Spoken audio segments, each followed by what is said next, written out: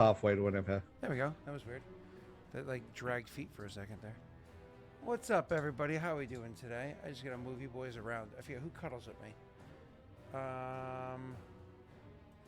Tesh is supposed to cuddle with me. What? No. Neil is over there, and Jake is below me. Yeah, there's actually like a legal thing in place that I have to be a certain distance from Scott after some of the things that he said. He is the furthest from me out of the three of you.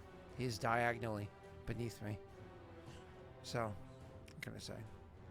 You do not trust that boy one bit. Oh no, he's gone live again. I am the live one. So we forgot to give it to Rory last night because we were too busy watching Star Wars with her. But I have to give Rory a new Kyber crystal. Oh, that's awesome. Yeah, she earned the purple crystal. She has to earn these. We don't just give them to her.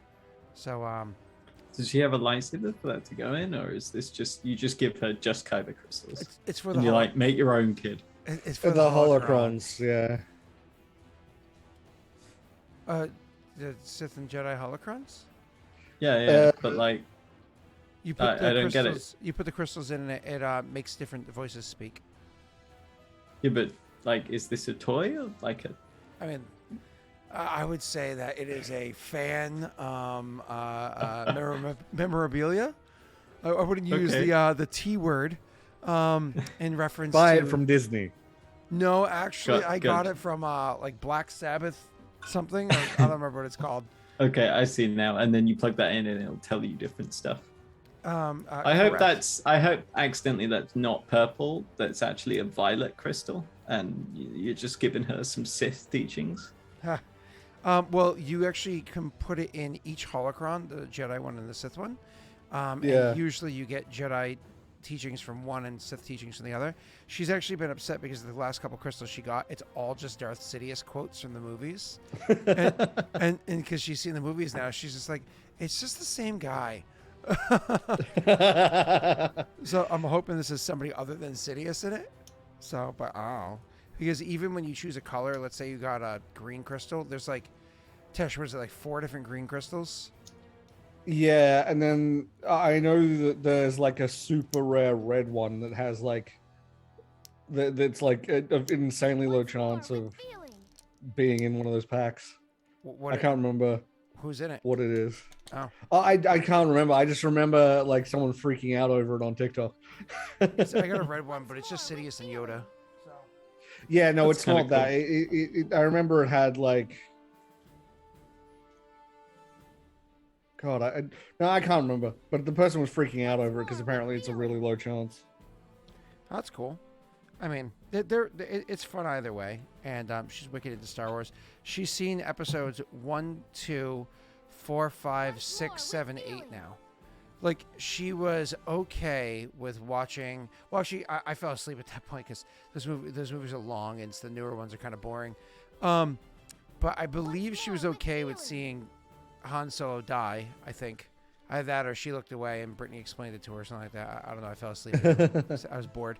But she also... Wait, so she's not watched 3. So she's watching the new trilogy, but she's not watched 3. We watched 1, 2, 4, 5, 6, 7, 8. We skipped What? number 3. Why? Number 3 is just wanton murder. It's just slaughtering of a bunch of people, including children and whatnot, and that's a little too much for a child. And then when you watching Anakin go from being like a good person to just going that degree of evil there's a reason why these movies are PG-13. You know what I mean? And that one is just too morally and emotionally like. So what you're trying to That's do fair. is shield her from the dark side of the Force, but actually, what you're doing in doing that is making the dark side of the Force seem better because she's not seeing the true evil of the dark side of the Force, and therefore you're creating a Sith to be, and you are Han Solo to be. She doesn't like Kylo Ren. She's like, oh, that boy again. Of course, she doesn't like Kylo Ren. Sith don't like Sith. Kylo's not a proper Sith, anyways. Like the Sith religion is dead. Aside from Palpatine, who's like a shadow of himself as a clone off on an island somewhere. The Sith are already dead. Snoke wasn't the Sith. They're called Kylo's they're not a called Sith. planets, Scott. Yeah, it's an island somewhere. Oh, don't then the Americans go to space. It could technically be an island on a planet. Well, I mean, Luke Skywalker was hidden somewhere, and he kept referring to where he was hidden as an island. Yeah, he was an island. He went to Earth. Yeah, he No didn't one go would to look Earth. for him there. He didn't go to Earth.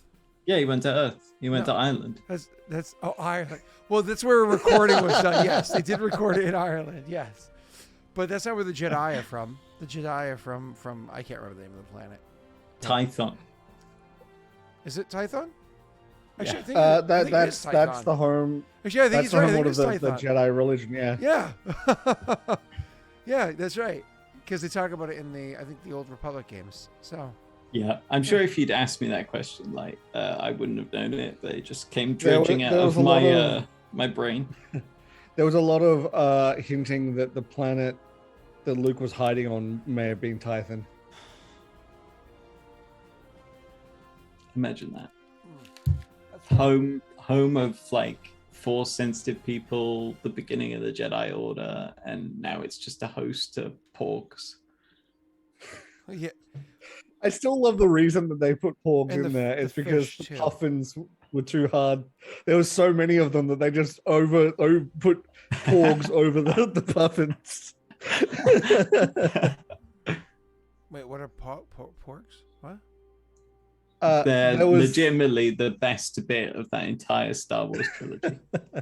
So they're the little bird things. Is that I don't know what Yeah, they're yeah. called. Yeah, The- porgs. Oh, okay, Oh, so you mean the real world ones? There were real world ones. I think it was puffins, or it may not have been puffin. It may have been something else. you're saying the And CGI creatures are overlaid on top of real creatures they couldn't get rid Yeah, of. Oh, I because there didn't were know so that. many of them. Ah. Apparently, this is something I remember seeing in an interview a long time ago. So I think it's still true, but yeah, I found that amazing, and I hooked onto it. That is funny. That's it. The only scene with where Chewbacca was trying to have dinner and they gave They're him all looking eyes. at him sad. I was I mean, like- they obviously.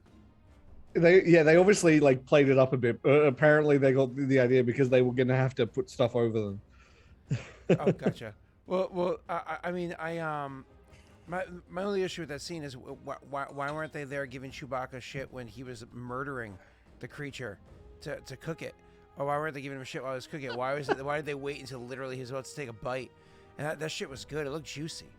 You see that? It did roasted look. perfectly. It did look good. Yeah. It looked good. It looked perfectly brown. I There's some, am a fat little bit dripping off of it. perturbed. I'm a little bit perturbed about the fact that he literally just murdered it and then just held it over the fire. He didn't gut it. He didn't take its feet or nothing. He was just No, he did. no, it no. was prepped. It wasn't. It had feet. It didn't have feathers. It didn't have anything. Yeah, of course it didn't have feathers. He just held it over fire. Well, he's a not human, so maybe he likes the insides a little bit, a little raw. I imagine, given the Wookiee's homeworld, it's probably a good bet.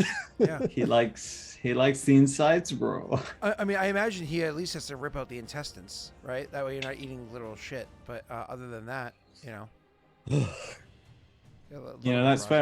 That's where predators get their fiber from the stomachs of creatures that they kill. A stomach and a large intestine are two very different things. Same diff, really. Yeah. Oh, sure. All right. They're all good for you. It's good to eat fermented food, Scott. Why do you think we eat yogurt? It's the same thing for predators. Let's get into the game. Neil's like, my favorite part of the lobster is the line that runs from the front to the back. He's like, I just get shrimp and go. Don't need the rest. No, you get the bottom out with your tongue and then just. How'd it get worse? Jake's is gone. You Jake's started leaves. this. Yeah, it's just nope. You started this, Scott. Jake had plans to have lobster for dinner later, and he just had to go and cancel the order. Yeah. just yeet that in the bin. Just Yeah. God damn it. All right, let's play our damn game. All right, No, last you- session. All right, if it makes you guys feel any better, I woke up this morning to my alarm going off, and I looked down at my phone, and I'm like checking, and the app that I had open last was Discord. So the first thing I unlock my phone, it pops up as Discord there. I'm like, cool. And I look, and I'm like, why does it show that little bubble? I click the slidey thingy on the left, and I see that Anno, Steve, and Joey are in a secret voice chat. And I'm like, oh no. What's going on here? And I just sat there paralyzed for a minute or two before I went pee. Anyways. They're still in a secret chat. I see them. Oh, are they? Yeah, they're still in there. All right. Makes you a little bit nervous, but let's get into our actual game here. So last session, you guys, oh,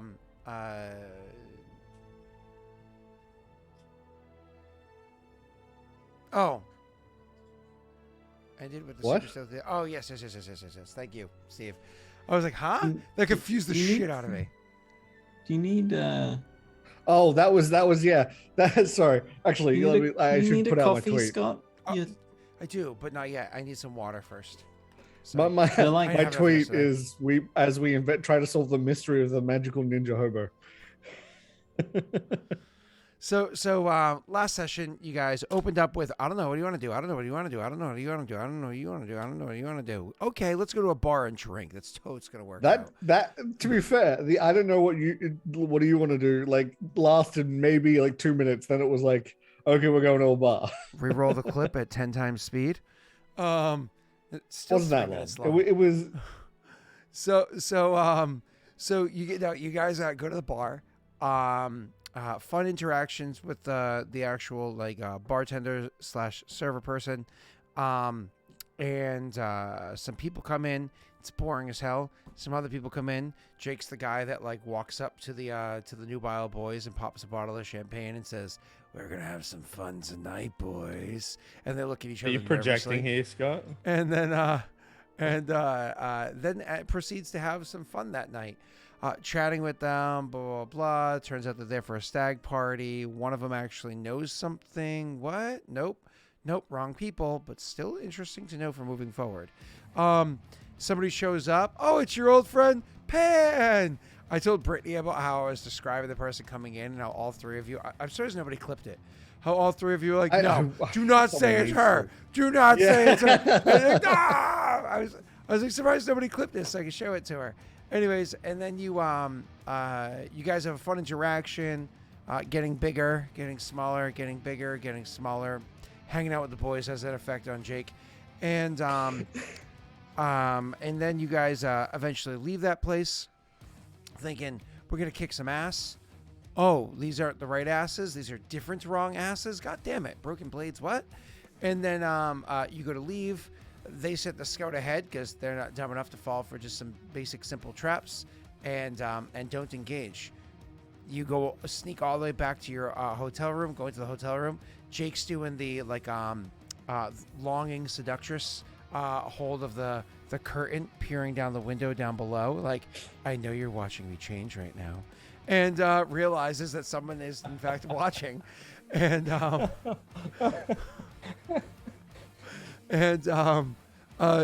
Neil goes down there to investigate, finds out there's a person down there that's just watching. He has a fairly one-sided conversation with the individual, and then the person leaves. Neil goes to pursue. They're gone. Was it Neil? No. Tesh goes to pursue. They're gone. Return. The coins are gone too. Whoa. And just in case people were wondering, because there was some shit being said about, it was an illusion, so on and so forth. There was sound. Like, they're like this wasn't some silent image. No. Like, Yeah, I smelt them. I smelt them. Our weird. The thing that we were throwing around was the idea that it was a the disguise, essentially. that still could potentially be the situation, I suppose. But that person definitely, you could hear them walk.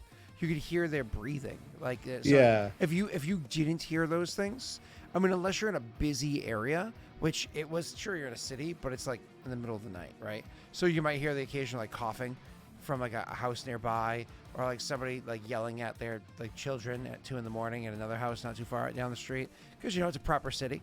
But you would still notice something like that. You would at least get a perception check to something like that. Yeah. You know? I mean, granted, there were perception checks rolled. Maybe it was just failed. But you're not Also looking, fair. you're not looking at like a goddamn 22. You know, that's something that's relatively normal sounds. So, like the whole idea when you're in a forest and all of a sudden you realize how quiet it is, you're like, you don't notice it right away, but it becomes deafening once you do. Yeah, I'm pretty sure we. I don't know, but our characters wouldn't know this anyway. I was gonna say I was pretty sure we rolled fairly decently on our perceptions, but I don't know. There was the worst perception was. Oh God, was it you, Tesh? You rolled a terrible perception, but you wouldn't have been the one to hear what it was. That would have been more of a Neil thing. So. I don't remember. Yeah. Okay. Yeah. Cool. So let's dive bomb right into it. You guys go investigate. You come back, Tesh. I don't know if there was much of a conversation after you got back. I told them about the fact that they fucking vanished. Yeah, I know that. So, do you guys even do anything else this evening?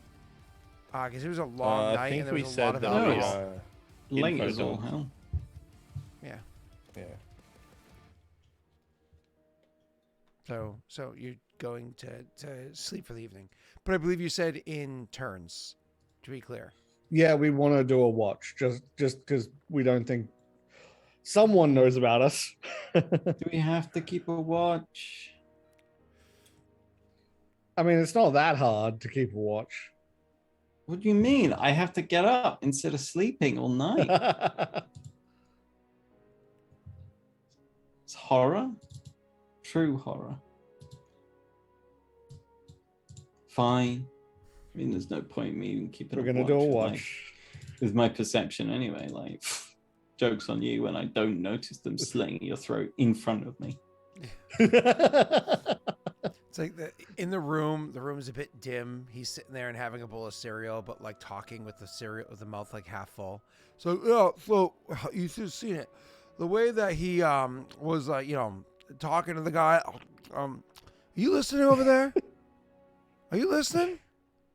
Walks over there. The head is like removed and sitting next to his hip. You're like, huh. Oh. Oh no. So you guys do a watch. Just for funsies. Why don't we have the first person in chat to roll a D3, and then why don't we have all three of you roll a perception check? What's the watch order? One of us was bad at night. And I can't remember. I don't have night vision. Okay, so wait, no, maybe I do. I have dark vision. Just so you know, Viggo is like very intoxicated. Right. So, forgot about that. Just pop a panacea. Don't pull that one on us. It only lasts for an hour, right? He likes being intoxicated too, It's he's in the zone. AutoZone. So what are you boys going in? Want to do take last? I can go when it's dark because I got dark vision. Okay. Tesh goes second because he didn't have really any alcohol, and Jake will go third. Cool. So waiting on that in the morning, nursing his D3 headache. chat. What do you mean? Like and 3, 20, same thing. Yeah. I mean, you could. Amanda rolled 3 times Steve. Does that count? And you boys want to roll your perception checks, please? Not really. No. D3 is a thing in chat. Let me teach you guys something about Pathfinder. I'll take if it. you want to make a super effective Pathfinder character, make them a wizard and give them insane perception. And you're good. Correct. Perception, sense motive, and like if you want, you could also like throw in some bluff, maybe some craft skill. craft magic item. I do wonder what would have happened if I go, because Aegis can go down master craftsman route. I do wonder what it would have been like to play a crafting sort of character. We rolled the same. Hells yeah. It can get complicated. It's very rules heavy. Yeah, which is why I didn't do it. Crafting is one of those things where you don't do it at the table. You come up with everything you want to do off the table, and you just roll the die at the table, and then you still spend 20 minutes eating up the math. So the perception check of Viggo. Well, this happened. Whatever would have happened during the second watch, which would have been Galen's watch. Galen with his 23 perception. But you end up noticing as you're staying inside the place, looking out the window, maybe occasionally kind of leaning out the window. That your friends don't realize that you picked smoking back up and you're still trying to hide it from them. And well, it's Tristan really likes to guilt trip you, but it's your body, your choice. He complains about the smell of his equipment and stuff like that, but you're just like, fuck off. And it's not your fault you got assigned to him. But anyways, as someone whose roommate in my old house was a smoker, this is too real. So anyways, you in this scenario, you're Tristan. So anyways, you what you happen to notice is that there's a bit of a brawl that happens near to the apartment. And it is an apartment, not like a hotel. Is this something that your character would go to investigate? Because you can hear it. You can hear the whatever it is going on nearby, but you don't see anything. Is this something you would go investigate, or not my problem? The only thing I might do is I might go to the roof. I wouldn't want to leave to the point where I can't hear what's happening in the apartment, because I don't want to leave them asleep undefended. But I if I could go to the roof and see what was going on, I might do that. Imagine you full suit up stealth. Yeah. Yeah, and can you switch to climbing? I can, yes. So I imagine you open up the window, and it's like one of those things. You open up the window, and then you do the. What's nice is because it's nighttime, I can switch to climbing and keep chameleon and not have to worry about losing either, because I can switch overnight. You would open up the window, kind of lean out the side, grab onto what is it, like a shingle or something out there, and then the magic of your suit would be able to kind of telekinetically hold you to it, so you can get a firmer grip, hold yourself there well enough, and then scramble your way up the side of the wall to the roof so you can stay up there. You'd leave the window open. That way, you can still hear if something's going on the inside, and you're going to stay to where the window stays within sight, at least within sight, unless you turn your head the other way. The likelihood of something getting in there without you noticing is very, very slim. So while you're up at the top of the roof, and you're just kind of listening out, it does seem as though the wife just came to the curtain.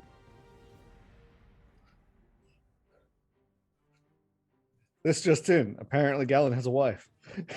Uh-oh. It's Pan. Galen, where have you been for these past 15 years? You said you were going for cigarettes. Oof. I thought you were going to quit. Apparently not. Oof. We all know now not to come between Galen and his cigarettes. Yeah, you're like, maybe. How do you think maybe you should these scars? Maybe you should. The cigarette burns, by the way. Yeah. Maybe you should cut down. And Galen's just like, that's it. He's like, no, I'm leaving you. Goodbye. Maybe you should just cut down just a little. And nope, he's out. She was excited because she came in the room and the light was purple and she was getting a purple crystal. So, Aww. All right, so where the hell was I? So you hear this brawling and whatnot that's happening over there. From your vantage point on the roof, you can choose to go to the other side of the roof to check out what's going on. But it would break your line of sight to the ingress of the apartment. What I'll do then is I'll Jake's glaring at me. What? Nothing. Go ahead. I'll drop the suit. Let Virgil stay here and watch the doorway. Put the suit back on without Virgil, so I don't have any of the ranged attacks. And go to the other side, still stealthed. Okay. So you make your way over to the other side. You feel free to roll a stealth check just in case anybody's watching. And you go over there. You don't need any other perception. Oh, actually, no, that wasn't you recently. Roll me one more perception check now that you're well past where you had rolled originally. Oh, it was almost an 18, and then it was like, no. For some reason, you seem to be really terrible at rolling to see what's going on from vantage I know. rooftops. Like rooftops are like your The second I touch the rooftop, my rolls just go out the fuck. I was fine. That's what happened last time. I rolled well in the alley, but on the rooftop I rolled abysmally. Yep, and then same thing when you went and got blown up by a fireball and hunted down by hounds. Yeah, look. Apparently, despite me building this character to be a rooftop jumper, rooftops are my bane. Yep. Well, he's a rooftop jumper in training. So yeah, fair. Okay. all right. So you happen to hear that there's a You're muted, Neil. You built this character to be a rooftop jumper? I thought that was Valorant. Damn. F's in chat, boys. That was not hugely appropriate, but Oh rest in peace, my boy. Oh, that was. Oh my God. Oh Jesus. Damn. Wow. Oh, that caught me off guard. Fuck. Oh man. Okay. Wow. Yeah, getting a place of honor. Yeah. Oh. Okay. When I saw you come back, and I knew you. I was like, okay, he's got a joke. Oh, he's muted. Okay, tell him he's muted. It's because you came back with a look on your face like, I got this. This devious little prick. So, all right, let's back to the game, Neil. Holy shit. So anyways, you sir you hear there's some sort of dispute going on, and it's by groups of people, like maybe 3 or 4 people on either side of whatever this squabble is, and you can definitely tell by the scuffing and like the cussing and whatnot that's happening, the loud noises from down there, that there's literally like a scuffle. But you think it's hard to see, but you don't think there's weapons or anything like that involved. But unfortunately, you can't tell who these people are or why they're going about this. It could just be some local turf crap. It might be something entirely unrelated. Who knows? Maybe a dude found out that their significant other was, stepping out and got his friends to go meet up with the other guy's friends, and I don't know, whatever the case may be. But you're not able to pick up any finer details from up here. Luckily for you, nobody notices you. Yeah, I'll probably just head back inside then, if that's the case. If there's no if I can't tell that there's weapons, I think there's probably not weapons. It's probably just a scuffle and like a normal one that happens, and I'll go back inside. Okay, so you go to make your way back inside the window, and of course, appropriately shut it. Totally nothing went in or out while you were on the roof. Don't worry about it. Well, Virgil was right there, so. Yeah, you get a Virgil roll perception check. Oh, why have you done this?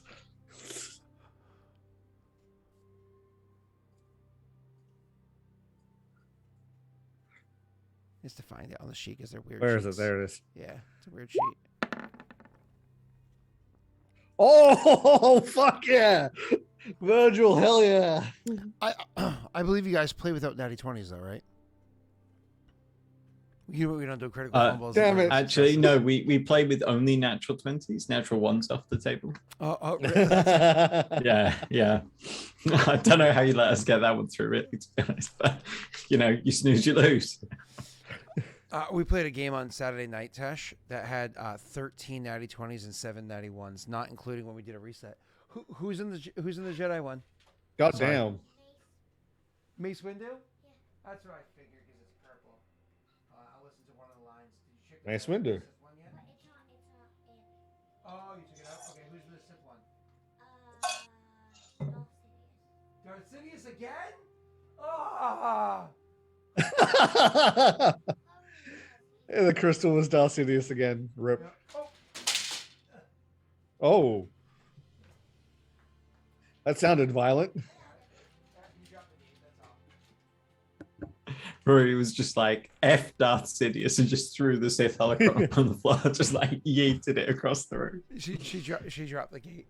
And again, Rory's okay. expression, I have no idea where it came from, but Rory's expression when something goes sideways, where like you or I would say, make sure it's clear, whereas you or I would say something like, oh shit, or oh fuck, or something like that, right? Her expression is, oh butta butta. And, That is adorable. I don't know where it came from. And I've asked her, she's like, I don't know, I just say it. And I'm like, so now it's in our house is what we all say. We're like, oh, butta butta. So, all right, moving on. So you, with Virgil's perception of 25, totally doesn't notice anything going in or out of the apartment, at least not through the window. So everything seems fine. You go back into the place. Your watch is over. Third person wakes up. Jake's character has some ice on the side of his head. Oh wait, no, he doesn't, because he doesn't have a freezer. He feels like hell. He probably takes a polypurpose panacea in the morning. Do you have any more castings of that, Jake? Well, it would reset. I'm not going to though. I mean, would it reset? You have to do an hour of experimentation and stuff like that in the morning to properly reset your stuff. And I don't know, doing that hungover is a little rough. No, I rolled the fort save. He's good. He's feeling all right. Don't you worry. He did an hour of experimentation. Oh, okay. Moving on. So you, in the morning you're hungover, groggy, so on and so forth. But it's suffer through it. Got a glass of water or whatever to help settle down the belly. And luckily, Tristan eats a lot of bacon, and so luckily there's some sitting on the counter. You can start frying up with magic, whatever. Anyways, the morning comes around. So you guys have to go about your next plan. Where are you going? How are you approaching this? Are we interested now in who the hell the broken blades are, and what the hell's his name? Crow was the name that they had suggested.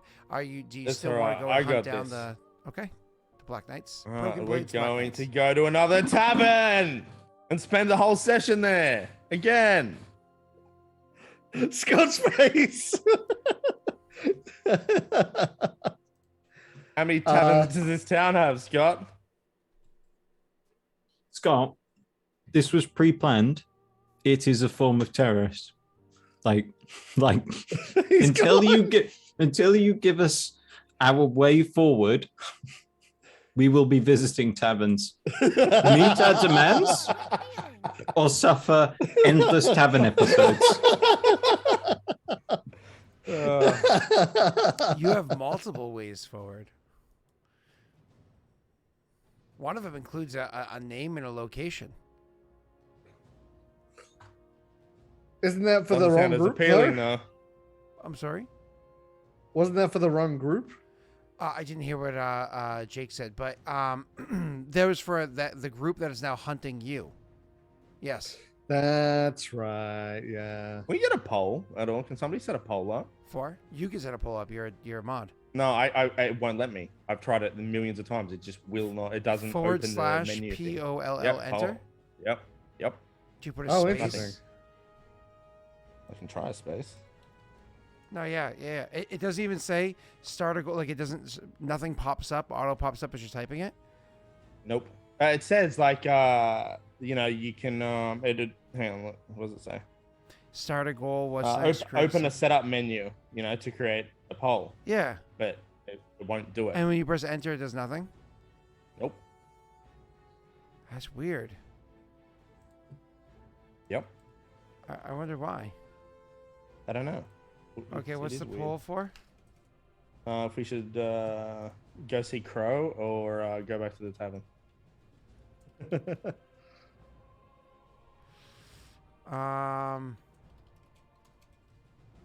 Okay, going. There you go.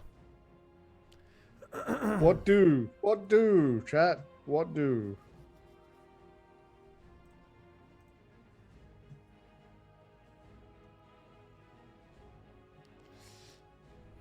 Just wait for this to be over. So if you go back to a tavern, what's your plan? You know, for a minute there, I was really excited. I was like, Jake's like, I've got this. I was like, oh shit, our Yeah, leader's stepping up. yeah, he's got This a is plan. amazing. So Jake's like, I just want to sit there at random taverns and hope to bump into people of importance again. Can we just say that we got the information that we have from the tavern that I suggested we go to? So it worked. Huh? I mean, he's not wrong. What? Damn it! We- I wasn't watching. I can't force a tavern. Why weren't Damn you it! watching? Damn. I guess we're going to this crow fella. Pro person, yeah. It's okay though. Don't worry about it. Crows are about as smart as like 6-year-olds. I think it's younger, but yeah. Ravens are like 4-year-old. 7. Neil. There was an article I saw where magpies were outsmarting scientists because they were taking off each other's trackers. I mean, that's why you named your character after it, right? Right? Good Our old magpies are magpie. different. Our magpies are different. We have magpies, but your magpies are different from our magpies. Our magpies are corvids, like crows. Yeah, they're all corvids, but like you have. Are like, yours one? yeah. Oh, okay. They look very different from most crows that I know. Corvids, rather. All right, cool. Let's get into it. So, you guys choose to, apparently, Jake, you choose to go look for Crow. Yeah. So he was at the Apparently. docks, right? Yep, acting as a dockhand. Yep. That was, in theory, what it was supposed to be. I think Jake was really, he wishes he didn't put it to a poll. He really wanted to go and, No, He see, wanted- I was just, he I wanted have to- so many of those Daelric pops, I was just going to force it, but then I forgot that I asked for a poll until it was too late. Yeah. Curse at the short attention span. Yep. all right, so, let's, I suppose get back into it. Where are you, like, how are you going about this? What's the plan here? Talk to me, sir.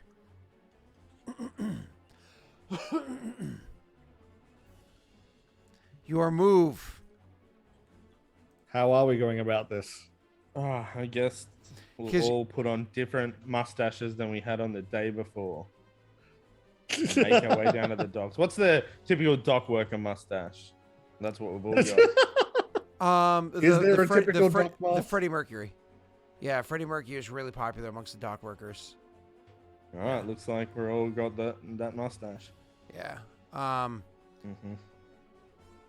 So yeah, you guys are going down there with the good old fashioned Freddie Mercury, and starting to go around, and you're asking for Crow.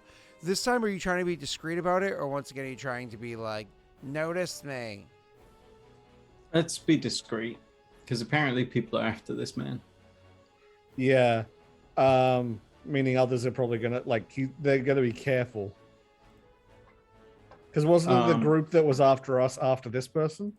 We have a delivery coming in, and we heard a certain dockhand Crow could be trusted to move it when it arrives, and make sure that it avoids certain groups' eyes. Back to the good old the identities again. Sounds good to me. Mm-hmm. Okay. So when you go searching for this person, you can go ahead and make diplomacy checks with the -10, as we always do.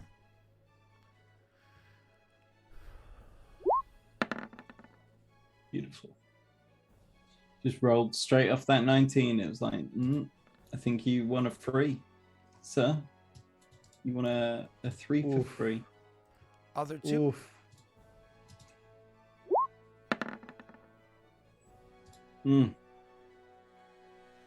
Look, I hate to tell you, I literally can't do that, but -10 is 10. Minus 10 is 10. It's such a good thing that we accept natural 20s as critical successes. Huh? I was about to say, I literally can't do better As we canonically said at the beginning of this episode. Any questions, of course, have to be submitted via Arena as to whether or not it's canon, and so we simply can't get an answer at this time. But Rena was raised in Arizona. They're like number 47 on education. She still spells it with 2 N's. So I'm just saying, Rena's just kind of like, this is canon, and like rolls out this fucking cast iron cylinder, and you're just like, what is going on? Like, I mean, all right. So back to the game. You guys are looking around trying to find Crow. This is not a short period of time. I'm going to have 2d6 rolled in chat. They rolled 2 once. It was pretty quick. Pretty quick. All right, good. Steve. All right, 7 hours. So you guys wake up in the morning. Poor Viggo is got a bit of a headache. You guys wake up. Yeah, we get it. We wake up in the morning feeling like P. Diddy. Okay, carry on. Sorry.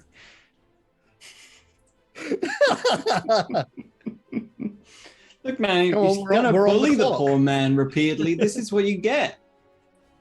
You make your way downtown, walking fast, faces past. You're dock bound.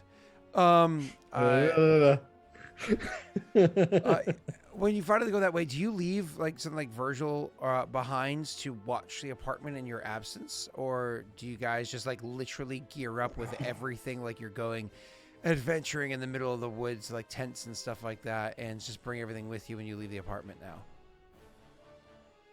I mean, we bought a good lock for a reason, right? Fact. Yeah, I without Virgil, I'm fairly vulnerable, so I don't get my good. I don't get my good attack. We just leave Carrick in there to guard it. Just lead him up. Yeah, but they open the door. And just 2 who's just just this poor thief who's like spent his entire life learning how to pick locks really well. Slowly picking locks, finally clicks, and they're so excited. They open up the door, and you see the fucking horse from Tangled inside there. Yeah. Boom. Yeah.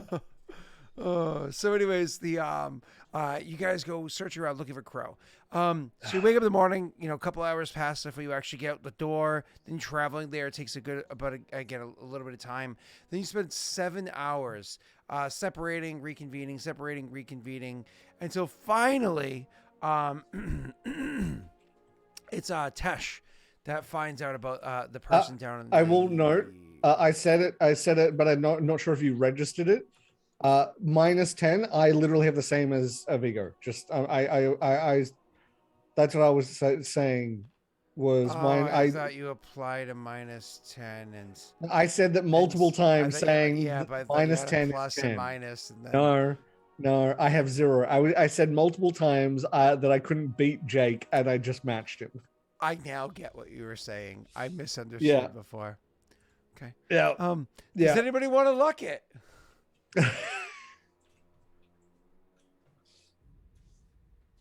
Well, you know, given this is my mess, I'll be the one to hit the button and see what happens. Oh. No, it really is your mess, Tesh. Wow, Scott. I didn't even laugh because I didn't even know there was no luck there. Sure you didn't. I honestly did. I was over there reading something else. So, yeah. Okay. Cool. Let's yeah. Okay. That's why as soon as you said it's Tesh, that I was like, hang on, no, he's not paying attention. Okay. So yeah, you are yeah. Okay, cool. You are all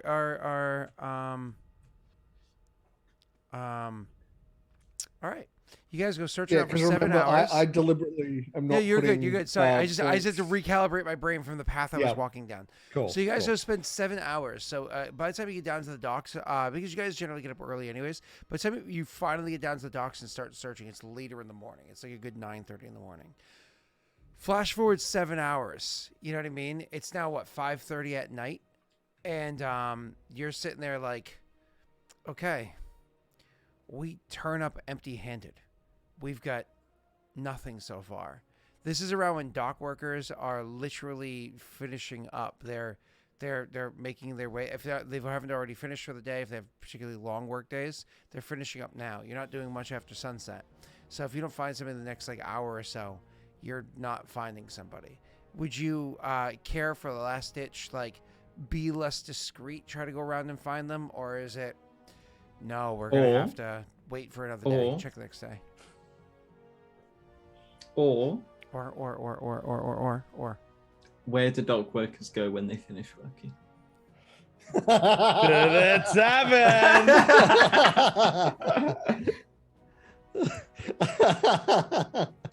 It's true. Scott's just like, Alright. please God, no. We could ask some equally discreet questions in the tavern. Okay, sure. That's not a problem. You guys can go ahead and if you want to continue to be discreet and just bring this search late into the night, why don't you go ahead and roll that same diplomacy again. This time, because you're not going to have to spread out as much, you can aid each other. I'll allow one of you to aid another one and the third person to roll on their own. Who is aiding who? I have a solid +0, so Yeah, I will aid someone. Tesh. Yeah, who am I going to aid? Me. Okay, I will aid you. I will not aid you. Does that include That's minus without 10? the minus. No. Oh, Jesus. Boys keep throwing me off. Jake, is this going I to mean, what do you want? A minus 10? A minus 10 at level 5? Pfft.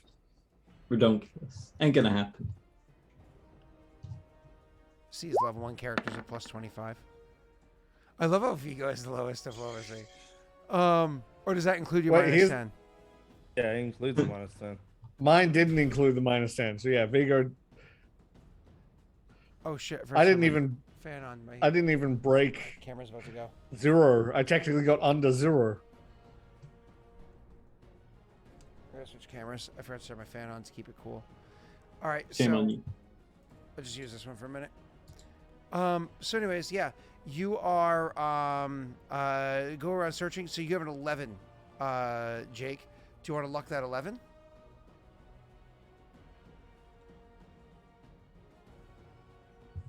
Not really. Do you guys want me to luck it? I don't know if we have luck. We might have luck now, but it also might be Scott just being Scott. Yeah, I don't know. It just means we're gonna have to try again tomorrow night. We do have luck. Scott looks hilarious. Like the difference in camera quality is insane, isn't it? Wow. Yeah, it was also because Logitech unfortunately requires additional software to be able to.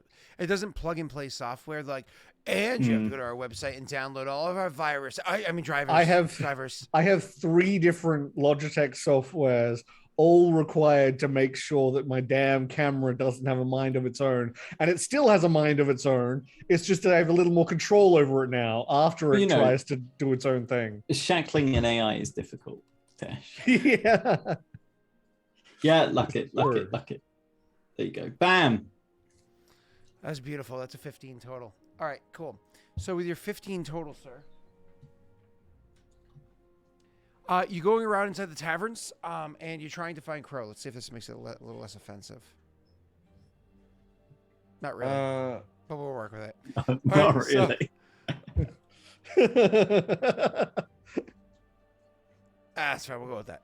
So, anyways, yeah, you go with go and search around the taverns, try to see if you can find Crow. With a 15 total, I'm gonna have this time somebody's gonna have to go ahead and roll me 2d4. So this is gonna be chat rolling me 2d4. So it's gonna be at the end of this line that you do find the person, but you do inevitably find the individual that you're looking for.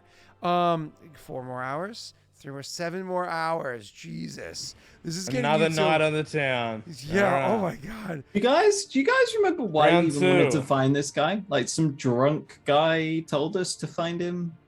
No, it was actually. It was the tavern keeper. Yeah.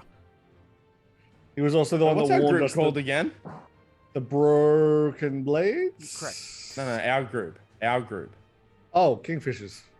Yeah, I think is see, what we we're decided. getting a different reputation, all right? We wanted Oh yeah, to, we're definitely. you know what I mean? But you want to have a good time and you want to go out, you want to hit the kingfishers up, boys. Moving on. So That was such a it's now after midnight. It's after midnight. It's after midnight. It's almost 1 in the morning. When like we're talking, these places are clearing out, starting to clear out in droves, and finally you hear somebody go around, and you've never once heard the name Crow. You try to ask questions, try to be discreet about so on and so forth, but at one point in time, somebody yells out "Crow," and it literally gets Viggo's attention. Viggo looks over and sees that somebody yells out "Crow," and you can see that they yell a second time "Crow," and another person finally starts responding like "Yeah," and they go over and they start speaking to one another, and they're talking, and you're like, "Well, that was awfully convenient and weird. What's the likelihood that this is the same person?" As you're making your way over to just kind of get a good look at who these people are, so maybe you could follow up on it tomorrow, maybe step into it tonight, depending on how the scenario goes and how much you drank again, Jake. It's the next day, probably not as much, honestly, but tomorrow night, all bets off. So, but as you're making your way over there, one of the things that happened to kind of catch your eye is you did notice that somebody else also whipped their head around. You know, a few people looked, but one other person also whipped their head around. It took you a couple of moments when you started to make your way over there. You think to yourself, they didn't just whip their head around. It's like one of those you're playing it back in your head as you're walking over. They didn't just whip their head around. I swear I also saw their hand slide by their side. You get this like instinctive like nagging sensation. This probably isn't the right person. The one that you're walking towards, it was literally yelled out to as Crow. So you walk over until you see like the other person that kind of like caught your mind, and you're looking kind of like racking through your mind, and you're like, I saw them speak to a couple of the people in the tavern, but for the most part, they kind of kept to themselves. It's one of those like distance-friendly people. You know what I mean? Like a typical you're watching the Transporter kind of character. As you make your way over, you lean over to one other person like, what's his story? Like, oh, I don't know. He just showed up like a couple weeks ago and he's been helping out, keeps to himself. Does he have a name? Nod. Goes by Tony. And like, okay. Tony is a pretty common name around the Barren Lands. You're in the Dale Lands, so it's like literally somebody being like, my name is John. Like, oh, okay. So hyper generic. Cool. Or like a Russian named Anno. Like again, super like run of the mill. So so you are able to kind of like reconvene with your friends and explain to them the situation. I don't know if you care to RP it or just you guys hear what's going on. And it's up to you guys if you want to RP, but also, do you want to follow this person now?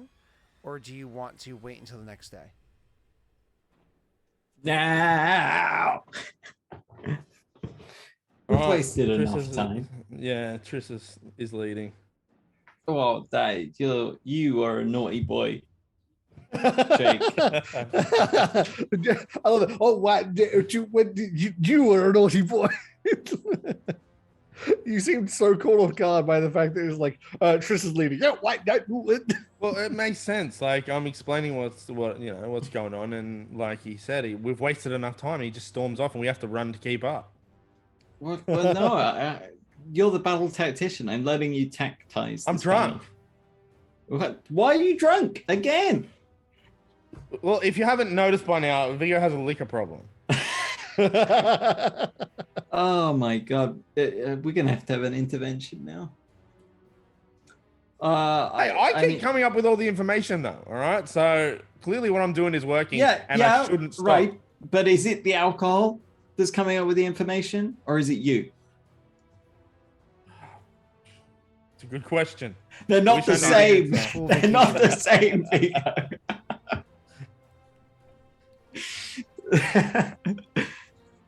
Hey Scott, welcome back. Yeah, sorry. So I guess we're gonna do some following. It's school vacation week, so Rory is very much here. I'm like, I saw your dog, and Scott's like, it's school vacation well, week. That's why. That's why Rory keeps coming down, but she's now heading over to my mother's house. I was just teasing you about your dog going to school. You're good. Yeah, usually Rory's in school like 45 minutes ago. All right, cool. So let's. I didn't hear that because Brittany was talking to me. Anything important? Yeah, that's fine. We're going to follow them. Okay, cool. So for following, is how sober are you, Jake? You know, Jake, just go ahead and roll me a fortitude save. God damn it. Yeah.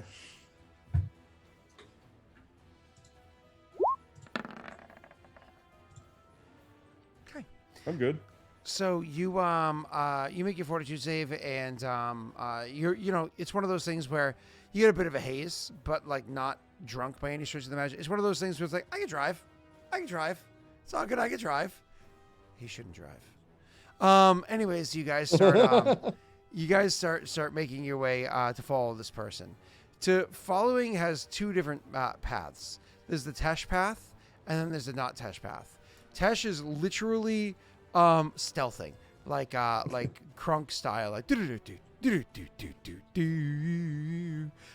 then there's the what's his name, Assassin's Creed style, where you're shadowing them.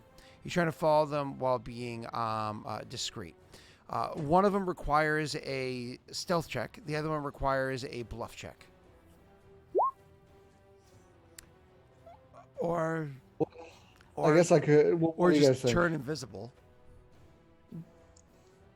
That's true, actually. How you say I'm not so good at either of those things? Yes, I guess I'll try and stealth. I think probably, as much as I don't want to do it, our best bet is if I leave Virgil with them, and I can basically give them updates about where to go while I'm tailing, so they can be like a street or two behind. He's Does that make sense? invisible. He can do whatever he wants. Viggo's breathing on the guy's neck. The guy's like, Damp. This is gonna end poorly. See, Viggo's the type of drunk guy, like you go somewhere with your friend and they get drunk and then they just disappear for like ages, and you find them like back at the hotel or something later on. I'm that friend. The worst. I'm the one that totally just ghosts. It's like, That is very bad. That's naughty. I will roll bluff, but I agree with Tesh. Triss would hang a long way back because he doesn't need eyes on. I'm going to leave Virgil with them so that I can give them instructions about where to go, but they'll be like a street or two behind. I got a Virgil in my pocket. Does that make sense, Scott? Say it one more time. Sorry. Okay, so Virgil is going to be with them so that I can instruct them about where to go. They'll be a street or two behind, out of line of sight. So they don't have eyes on him, but they're following a street or two behind via my instructions, because I'm going to stealth behind. Yeah, that's fine. And talk to them through Virgil.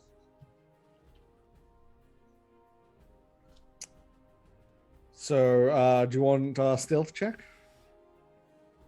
Yeah. That would help. That's a really, really high stealth check. That was a 5. I mean, I'm rolling, but I am technically I'm outside. Oh, yeah, and also just so you know, Scott,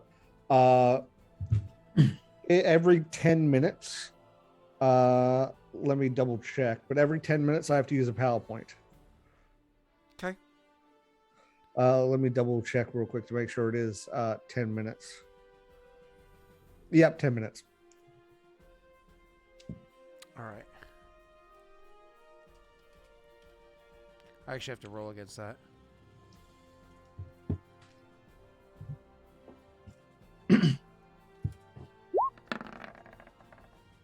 That's not high enough for me, even Daddy's dice. I can't beat 30 with that. Yep. I went from being sad that my stealth was so low to this. All right, cool. So, yeah, you guys are following along, trying to be as discreet as possible, staying back, so there's a very slim chance of actually getting noticed. Viggo, are you actually following the mold? Are you actually following Tesh? Are you, because of your invisibility, are you moving in closer?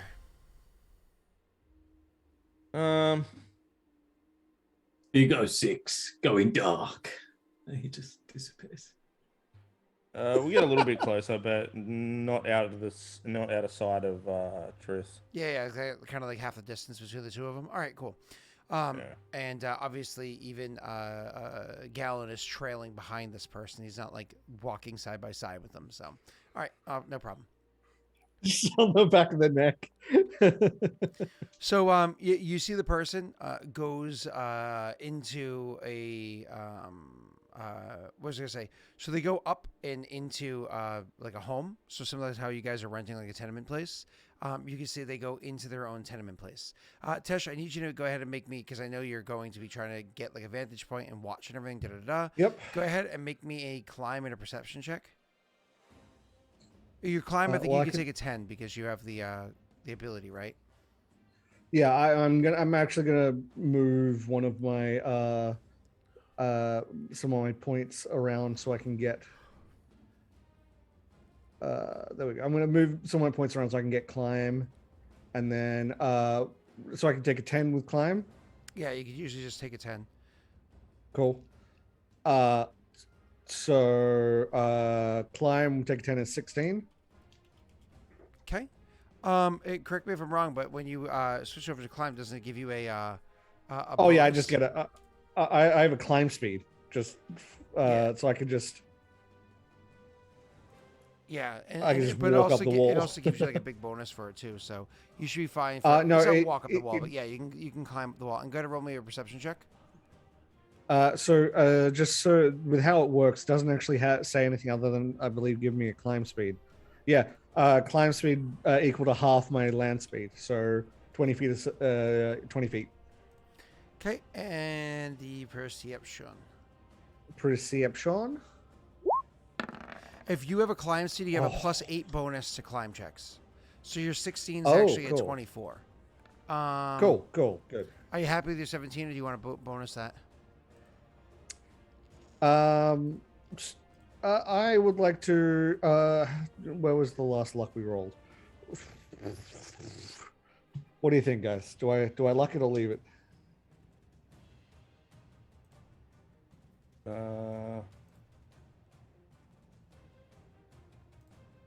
don't know, that's on you. Neil, you got an opinion? We don't necessarily have many luck, and you might need it. Okay, What if I'll he leave needs it then. now, Neil. Don't listen to Scott. I'm erring on the side of leaving it for now, Okay. because So I'm waiting for the others to catch up now. Anyway, if he's gone inside a building. So he's gone inside the building, and you climb up, and you try to get a vantage point. Try to spy in on him, same as how you guys believe you're being spied on before. You're creepy. So you are watching, and you see the person goes up into their apartment. And after they go up and into their apartment, you can then see they go immediately over to another window, open the window, climb out of it, close the window, walk across the roof, where they have a bit of wood they use to span a gap between that roof and the one next door. They walk across the bit of wood, take the wood off of that roof, bring it over to like kind of rest on the other side, go over to the apartment next door, open up another window, and go climbing into it. Okay, good to know. It's like next building over now. So making your way over there, which again you don't need to make a climb check. You're good enough to go over there. Go ahead and roll me another perception check. That's better. You can see that they're actually starting to like nestle down and get inside this apartment as they're getting, your friends are caught up and waiting just to like hear what the hell's going on, so on and so forth. You can see that this looks like it's actually their apartment. Got You know what I was Carry hoping on. for? I just want to say, I was hoping that he would then leave the apartment out the front door, wearing a fake mustache. That would be fantastic. Scott, how long did this take? How many PowerPoints did I use? So following the person, probably like a good 15 minutes plus like going up and over and all that. I mean, Okay, honestly, so- less than 10 minutes at that point. So let's call it 25 and call it a day. Okay, so 3 PowerPoints total. Damn, that's a lot of slides. God damn it. Then yeah, I'll regroup with the others and tell them what I saw about the fact that he's actually in this building and that he looks like he's settling in. I'm also gonna pick up Virgil and do the pulse so he's in my suit. Okay. Just pop him in. Yeah, it's because I have to put off the suit and then put it back on. But both actions are a swift action, so it's just like a pulse across his body of no suit. No, Suit. you have to lower the trousers before you just pop them back in, and you're good. It's, you know.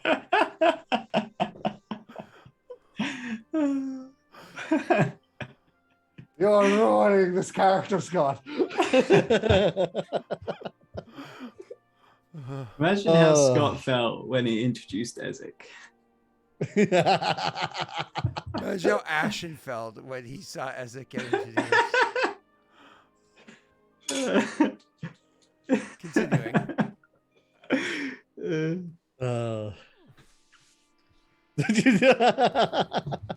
So you guys are there. You're spying on this person.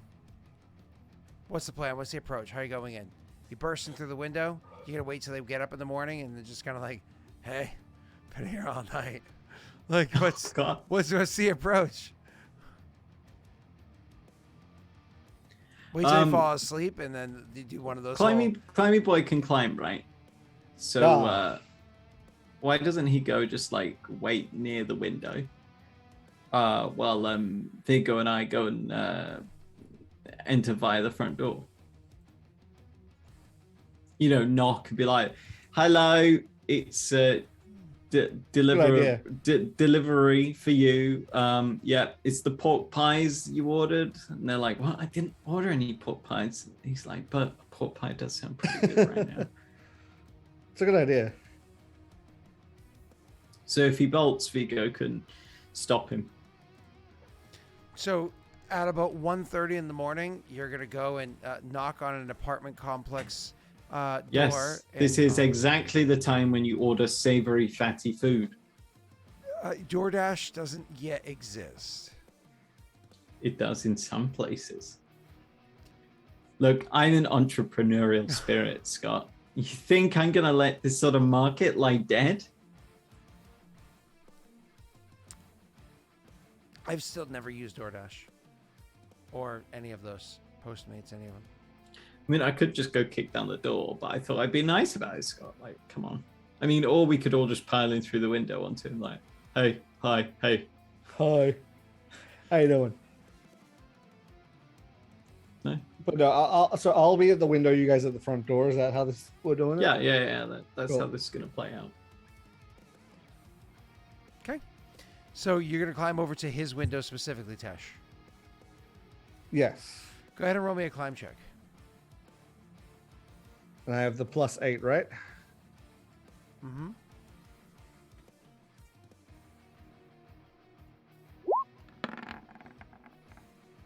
That's including the +8? That doesn't seem right at all. No, it does not. It's got not a +8, it's got a +6. Oh, I didn't click off of it after I entered 8. That's why. Oh, excuse me. That was somehow worse. Because you rolled worse. Yeah. Okay, so with your That's still gotta be enough, surely. No. You are able to climb up the building. It's just not deftly. You know what I mean? It's one of those things where it's not like, oh my god, this is a super easy, clean climb. You're able to get up there, but it's with effort, and with effort, unfortunately, comes sound, and with sound comes a penalty to your stealth check. Go ahead and roll me a stealth, but this isn't a matter of being seen. This is a matter of being heard. So, because I know your chameleon already has the bonus, just take a -10. minus 10. I think it Okay, should be a well, -8, as because at this time Neil is also banging on the door. All right, so come on. I think Might roll one. I think he's climbing into place before the banging starts. We're still good. I realized what you said. Scott. We're still good. We're still good. Gotta let Gallon get on top before the banging starts. That was entirely unintentional. All right. Anyways, so you are still roll a really good stealth check. Again, highly unlikely I can beat that number. It's once again still 5 away. It's not possible even with a luck die. Both times you've rolled just far enough that you can't use a daddy dice. No, Scott, it's only 4. Luck it. So you go ahead and climb up there, get yourself situated. Not within view of the window because it's more a matter of accessibility, less a matter of sight now. He goes to the apartment complex, and it's one of those things where you go to knock on the door. Neil, go ahead and roll me a what's it, a wisdom check? Is that what your decent skill is? Yeah, wisdom check. Oh no, it's a door. I'm gonna be stuck here for a whole session. Fuck me, a door. Before you go knock on the door, you're like, this is even worse neighborhood than where I live. Let me just, and you like push on the door slightly. The front door opens. Oh, cool. Okay. It's a trap. So you're able to go in and go upstairs if you'd like, up to where their apartment is. Clearly, it's an upstairs apartment because they just walked across the roofs, right? So I imagine you're going to make your way upstairs. Mm-hmm. Cool. As you are making your way upstairs, could you go ahead and roll me a reflex save? Yes. Oh, not bad. So as you're walking your way up the stairs, one of the stairs is a false step. It's designed specifically to collapse down. So as you step on the step, it collapses down and it angles in such a way, kind of like locks spring-loaded in such a way that it catches your foot. So you can't get your foot out without either the wood angling and stabbing into you, or you spend a considerable amount of time trying to work against the springs to as you push your foot down to unlock it to pull your foot back out. Luckily for you, as you step on the false step and you collapse into it, which has a bit of a snapping noise and does make a bit of a sound, why don't you, Tesh, go ahead and roll me a perception with a -10 because it's through walls and whatnot. Why don't you go ahead, Neil, as you put your foot down there, because you do wear metal boot, you're wearing armor, because you are wearing your armor again, right? Yep. Because you're like a weirdo when you go drinking.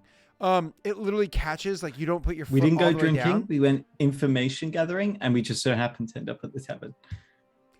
As you put your foot down, it still catches. It doesn't quite get over the lip of where your boot, the metal boot stops. So you're able to still have it like grazing the side. So you can kind of slowly slide your foot back out. And that's when you realize, shit, I'm going to have to be dealing with this kind of stuff on the way up. Hold on. I get a minus 18. I will daddy's dice that one. Oof. I didn't beat a 20 though. So because it's not a particularly loud snapping noise, so it did not. I do not hear you yet. Oh, that was my only dad. Oh my god, that was my only daddy die. Yes. Right. So Score. so you are now you're gonna keep making your way upstairs, or what do you do? Yeah, keep making my way up to the door. This time, because you're Making my obviously a way bit more aware, upstairs. why don't you go ahead and roll your perception check? Fucking time. Without a cares. Oh no. This is There why I goes your didn't even foot. bother. This is why I didn't even bother being like, can I roll a perception check? I'm like, whatever it is, I'm just gonna have to take it on the nose. Go ahead and roll me Just- another reflex save. I just like the idea that like Tristan's brute forcing the traps, just like opens the door with like things sticking out of him, just like a bear trap on his leg. He's just like, He's just like, "Yeah." you're rude. You're very rude. So this time, as you're walking away, you get yourself to the top of the stairs, and you get to the top of one of the things, the stairs, and you're walking across the landing that's over there. And as you're walking across the landing that's there is a bit of an area. What's it called? A place, an area rug. That's like a bunch of these. An area rug that you're walking across. You go walking over, and you weigh so much, all of a sudden, the floor gives way beneath you. No, it was designed as such with the carpet there. As you walk in, it literally, your weight just goes sinking through a hole in the floor, and the carpet kind of like folding up around you, so that you are somewhat trapped inside there. Your legs are caught inside this area about thigh deep, but going down with all of your metal armor on you and everything like that, it's loud as fuck. Tesh, why don't you, he's closer now. Instead of a -10, why don't you go ahead and roll for me with a -6, which is what I rolled for last time.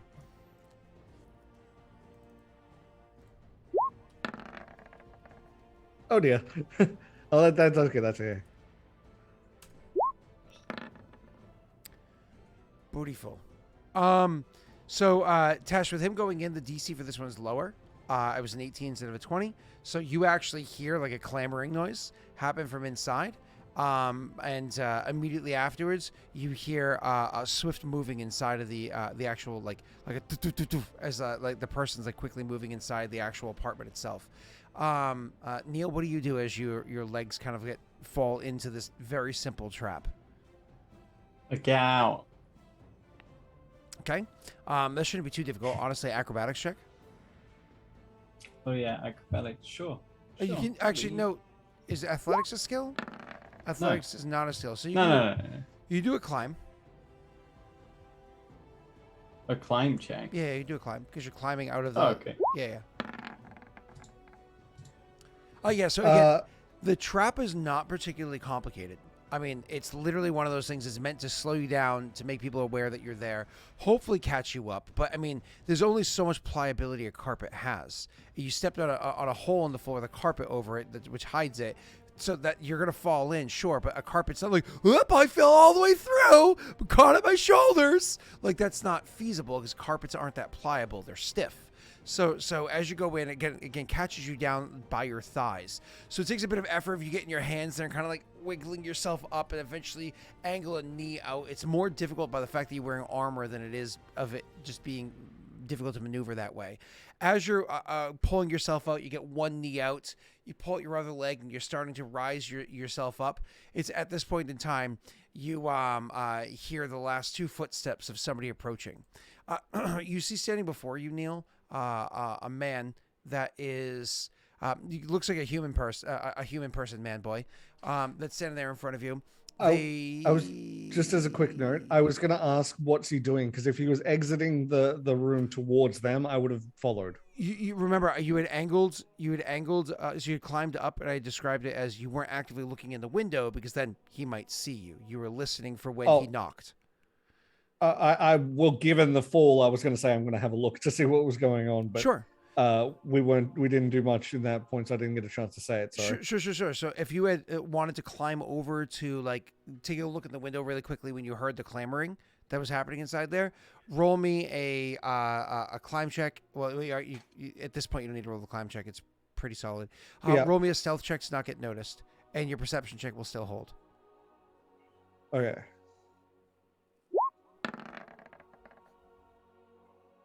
Okay. So a 39, I can't even beat that. So you're fine. You climb over and are able to look inside. You look inside the apartment as they go walking out the door. Oh, so I'm going straight. Yeah, I'm opening the window. I'm going in then. Okay. Opening the window with a smash, or opening the window with an open of the window. Opening the window, so it would be slower, but I wouldn't want to smash, because if I can go in stealthily and surprise him, it'll give us more of a chance. Okay.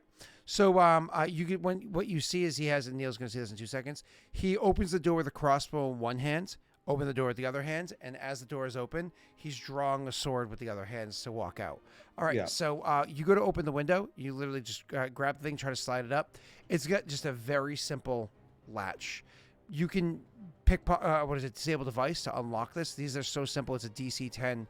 Open locks, Like that's super easy to do with a thin knife, and you can certainly make a thin crystal. The disable device needs to actually be taken, doesn't it? Not if it's a DC 10 or less. Oh, sweet. Then yes. It takes you. Perfect. It takes you like a good, 10 seconds or whatever it is of finagling with the thing to get it in there. So hopefully, Tristan can hold his own. So hopefully you can get that set up, and you're able to lift up the window. You don't really need to give Tristan so much of a heads up because he's about to see the man. Yeah.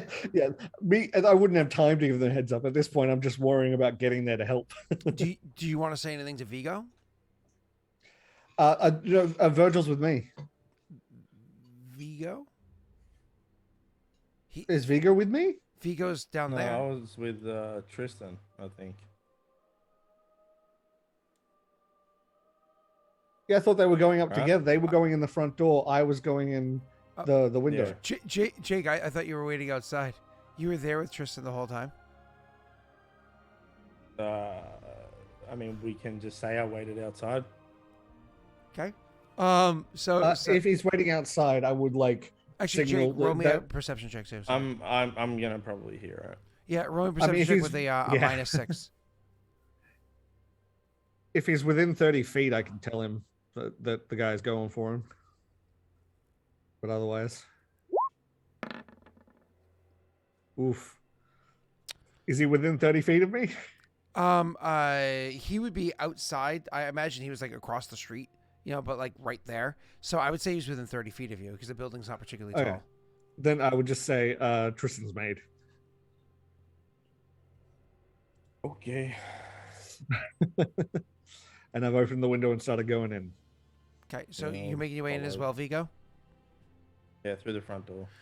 You would obviously notice the first trap that was set off. As you're making your way up the stairs, you don't have to worry about it, and you would obviously be able to notice what's happening overhead as you're making your way up there because you're about to hear voices.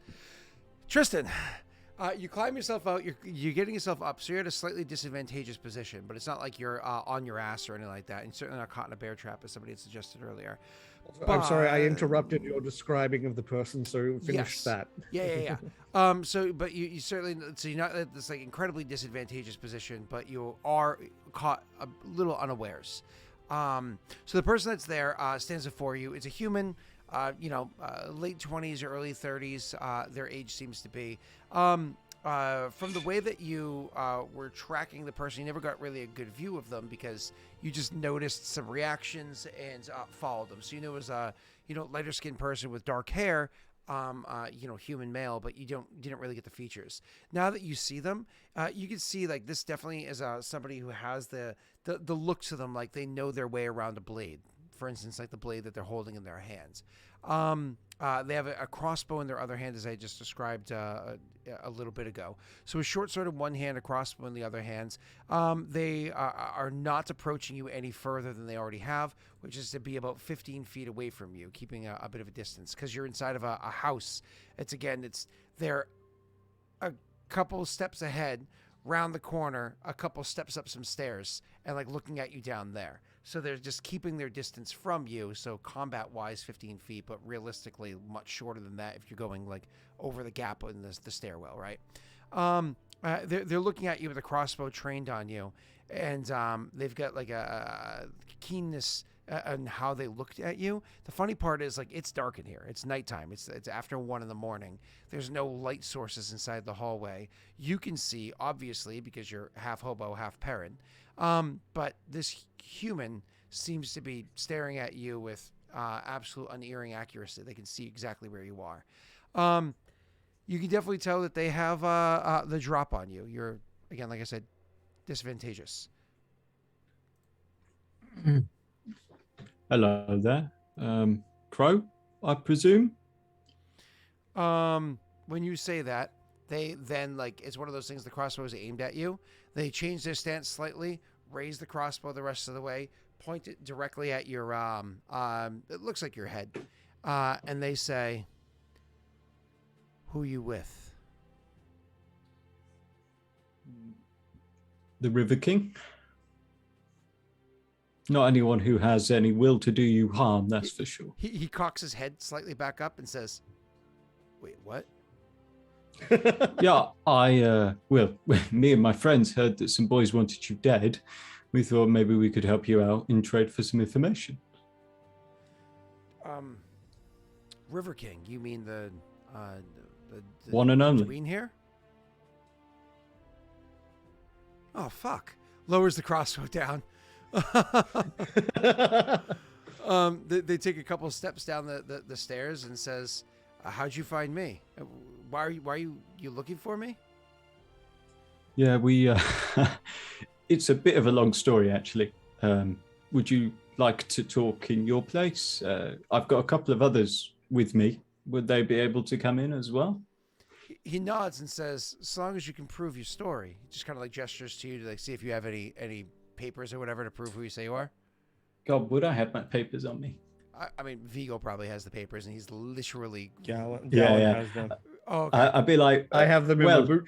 one of my, Which one of my. from behind him.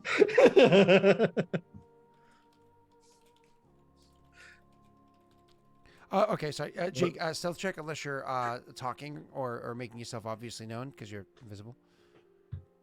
I'm not invisible now. Oh, okay. So That- you come that up the we're stairs. So he'll see you come up the stairs, and it's one of those things where he does, with a second person being there. He, like I said, he approached, but he does angle his body slightly. The crossbow is still not aimed at anybody, but certainly aims by the feet of you guys. You know what I mean? Because he's not stupid enough to just allow himself to be outmaneuvered. So Well, I really like this idea. So he's doing that, and then just from behind me here. We good? as you make your way across the apartment, and jeez, it turns and looks up to the person coming through that way and says, "I'm gonna need some proof, or things are about to get a little messy." And he's gonna like reach for his boot. The crystal's over it. The crystal like retract from the boot. He pulls the documents out. Crystals go back over the boot. Okay. See, you go to hand him documents. Viggo's gonna go, hey, oh. They're official documents. We don't actually know who Crow is. Before we go handing things over, It's just identification. Better than having to stab someone. Right? He like glances at Crow for confirmation. Yeah. He says, it's just identification. Yeah, no, sorry. It's just identification. Is what you're saying. He nods. He's like, I'm just want to make sure you say who you are who you say you are. and who are you, Crow? You already know who I am. I'm Crow. Yeah, I'm Magpie. That's Raven, and up there's Sparrow. Birds of a feather, you see.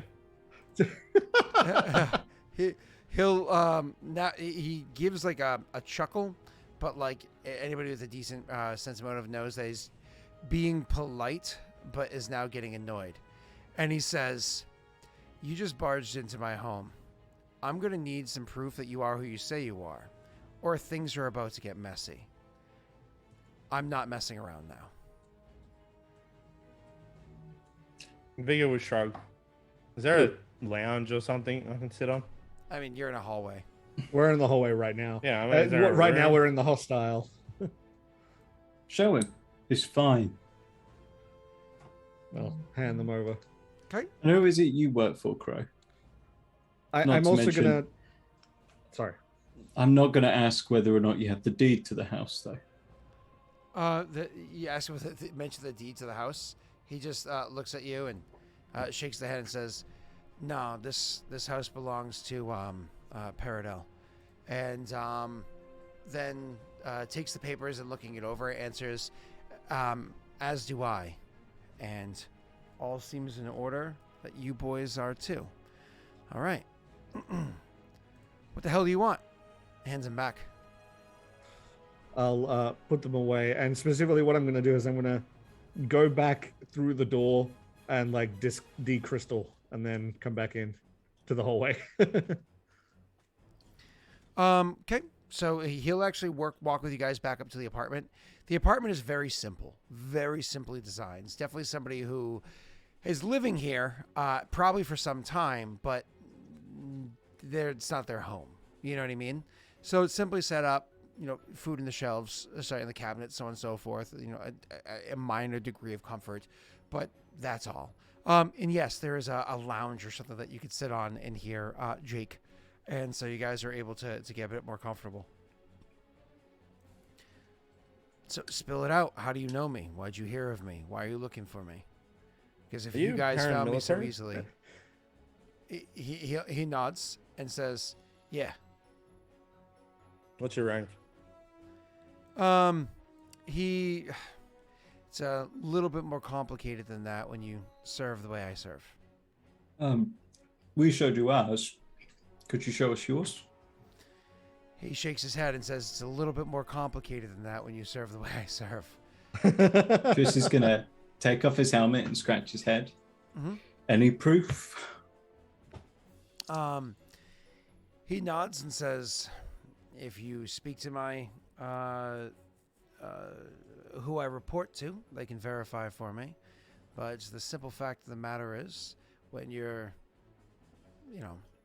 working in this branch, you don't really go by the typical rank and file." He's a spy. It's cool. Who would be your reporting officer or commander? They say, "I'm not about to just go giving names just yet, but I am willing to help you out, especially if helping you out can get me out of this fucking hellhole. You have no idea what it's like. How long ago did you get here? Actually, I should ask. Recently or a while?" Recently. He nods. "Yeah, you still have a gleam in your eye. The Vegas fucking sucks. It's miserable. Honestly, if I was to I'd rather be in the Dalelands. Same way I can figure out there. Hell, put me in a Malta. I don't want to be here. This place sucks." Wow. It's like you're more likely to get stabbed by somebody on the streets that's just looking to get their hands on some bread than you are about somebody that you're actually up against. I hate this shithole. So why are you here? Tavern's alright though. Was it? Taverns all right? You say taverns are all right. So he didn't ask that. Yeah, you say taverns are all right, though. He'll be like, "Yeah, when you want to forget about your whole day, taverns are decent." Or learn of a man named Crow that's being hunted by the broken blade. sword, broken blade. Yeah. He looks a little confused. The broken blade. Nah, they're gone now. Not completely. Not quite. There was a group in what tavern was it? This town? No, what tavern? Oh, tavern. Something about a sturge. It's like the perch sturge or something like that. Yeah, there was a group in the perch sturge last night. Not nods. And apparently, they're looking for you. Not just you anymore, though. Then he'll gesture at Gallon and say, Fortunately, they might have been picked up on their radar as well. That's why we pointed in your direction. They nod, kind of like a little. You can tell there's a little bit of a concern in their face. He actually scratches the stubble or whatever that's on his chin from after a nice long day's work, and says, "You're sure that they're the broken blade?" What we were told. Shit. So without boring you with the details, the Broken Blade are an organization that I was once a part of, but they're a little too extreme, and I decided to change my course. I'll say it that way. Now, he nods. Yeah. But I've already served my 3. I You the finished- reason that these guys are just remnants now? Yeah, I thought I either killed or scared off the rest, but apparently 1 or 2 of them grew a pair of their own and started recruiting. So How many were there in the group? originally, Oh. No. This is me asking you, Scott. 5? 4 in the tavern plus 1 that was scouting. Okay. Well, I'm just going to say there are at least 5. There was 4 in the tavern and 1 scouting ahead. Okay. Well, if that's their full strength, they're actually gathering together. That's not so bad. Originally, there was nearing 30. Like I said, This was They were this dealt is what with. they got together to deal with me. They noticed that I was paying attention to them, and the next thing we know, there was 4 of them in the tavern and 1 scattered ahead to find us in an alley, and so they didn't follow. They nod. They say, "All right. I'll say this, that they're not your problem. Fuck. Listen, we can help each other in this situation. They're hunting you probably because you just like tipped them wrong. Lie low for a little while. They're pretty stupid. They should either forget about you or move on. They see your face. Oh yeah. Don't show your face around for a while. Noted. Will do. I can tell you that there's a type of berry. It's a small berry. The outside, it's like almost like a maroon colored, that grows up in the Dale lands. It's something that the lizard folk eat pretty often. So it gets imported down here because of the population in the area. Anyways, the berry, the inside, it's a little pasty. And it looks very, very similar. Like the color's slightly off. You can mix it with a little bit of like a raspberry juice, and it looks really similar to like a blood, right? If you mix those together, you can give yourself a bit of scarring on one side of the face, wear an eye patch, bit of dirt. Again, these people aren't very Or smart. a mustache. He thinks to himself, he's like, "Nah, facial hair is too easily removed. People can see through that pretty quickly." That was I wouldn't have actually said that in character. That was just But either way, just don't let them see your face for a while. They'll eventually forget about you. I'll deal with them. You came to me because you thought that I had some involvement, or was there another reason?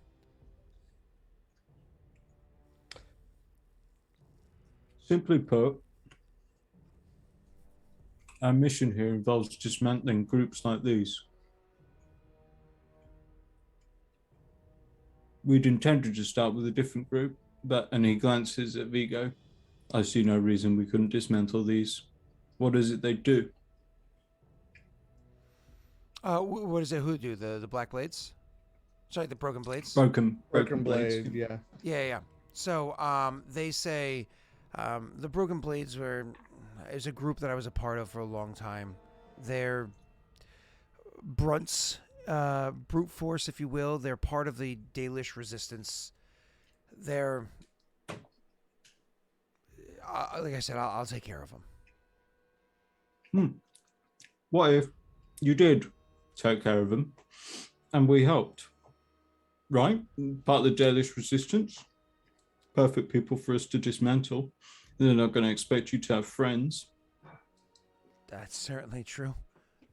And, Might get the job done a little quicker as well. We happen to maybe- need bait. No offense. Also, Nuts. maybe you have information on some of the other groups that we're after. Okay. How does he react to me saying that? Say it one more time. Sorry. And if we help, maybe you have some information on the other groups we're after. He nods. He says, "So you're here hunting. You serve the Dween here, who goes by the River King. because he wants all the rivers. And you're here to clear out before he comes in. I get it. Okay. Don't get as many shitty assignments. No. It's listen, I fucking hate this place. Yeah, I'll help you. You help me, I help you. This sounds like a perfect plan. All right. So Broken Chris Blades. will offer his hand. Yeah, he'll shake your hands. Yeah. He says, Broken Blades. It's just a matter of finding out where their rat hole is and clearing out the infestation. Honestly, if they're anything like last time, you chop off the head and the body will die. You could take out the rest too. Their tactics aren't exactly the best. Send them with their tail between their legs back to Dale Ends or eliminate them entirely. Doesn't matter to me either way. I disassociated with them a long time ago. They're not good for this land anymore. But you're asking questions about other groups. What you need to know? Who you hunting? Any group particular or? All of them. No, he's not going to say that, but we were going to start with the Black Knights. Nods and says, the Black Knights. Okay. They're interesting. So I've been watching the Black Knights for a long time. I do know where their base of operations is. I'm sensing a buff. It's not in Malisal Harbor. Hold on, let me pull up the map. Let's go. Oh. Paradel. Oh, the map room. Press the map button in game. A map just appears in front of our characters. It's not in Malisal Harbor. That's one of the reasons why nobody can ever seem to get them. I tracked them for a while.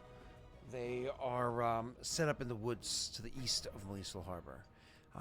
Over in the woods over there, there's an area. It's like a ravine that goes through there. Has a bit of a waterfall to it. It's a nice area. People kind of know it fairly well. I discovered it because people have talked about it, but nobody really visits it anymore. It was like a quiet, understood thing. Nobody visits there anymore to not draw attraction to it. You don't want too much traffic. Otherwise, people would notice that the natural caverns in there have kind of become where they work out of. It's they're an interesting group because they deal with people with money, influence, but also skags on the street.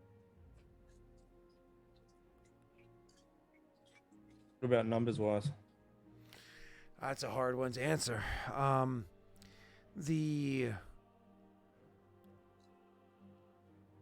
If you were looking at the leadership, maybe half dozen. If you're looking at their officers, they're like lieutenants, kind of like their foremen, whatever you want to call them. Maybe looking at 2 dozen. You're looking at, all in all, their foot, maybe another 100 or so. 200. It's hard to keep track of, but same as most of these things, you take out the top, they're going to splinter. The others will still do their tasks, but I mean, they'll either give up and run, hide, whatever it is, or they'll keep trying and just fail miserably.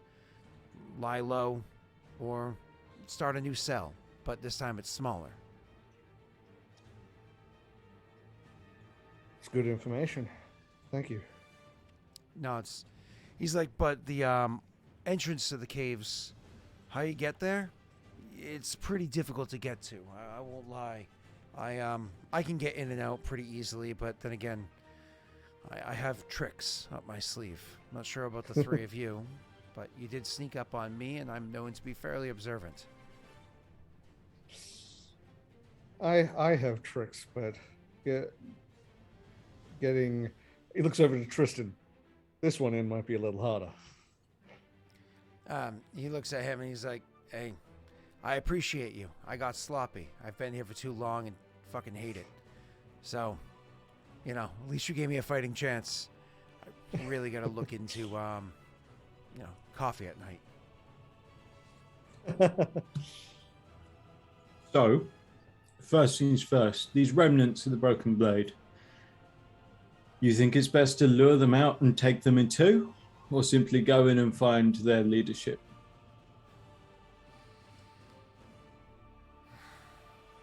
If you're talking about the remnants of the Broken Blade, it's catch them while they're unawares. Hit them all four sides at once. End it. Okay, so head to them first. Okay. Do we know where to go for them? He shakes his head and says, "Nah, you wouldn't want to go to them first. If you're going after the Black Knights, I believe it's called. Black Knights. If you're going after the Black Knights, you're going to want to do that first. If you're going after any group making any big action, you're going to draw attention to yourself. You're going to lose the element of surprise. You don't want anybody knowing who you are when you come across them, right? One of the perks about going at the Black Knights first, which is your plan, is they're removed. They're not in the city. So even if your face is seen, even if your presence is known, less people are going to see it.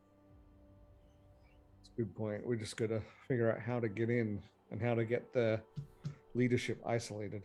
It's an interesting point, but I can't take 200-foot soldiers by myself. Oh no, we might be able to. When I say that they've 200 or so strong, and all the numbers we just discussed, nearing, let's say, anywhere between 1 to 250 strong, they don't have that many people sitting around. Everybody's got jobs to do. The thing about the Black Knights is that they put on masks and they take them off. They have to spend most of their time with their masks off. That's around town. That's here. You're out that way. That's where their network's based, but they're not going to have nowhere near that many there. I won't lie, though. Wouldn't surprise me if they did have a couple dozen. That sounds doable. He chuckles and he's like, oh, that's boy. that's much better. He's like, listen, this guy, gesturing over to Gallon, he seems like my style. If he were to say that's doable, that means that he knows how to, slit a few throats in their sleep, and I can respect that approach. But you sound like you can handle that toe to toe. And he looks over at Viggo and says, "Is this guy pulling my chain or?"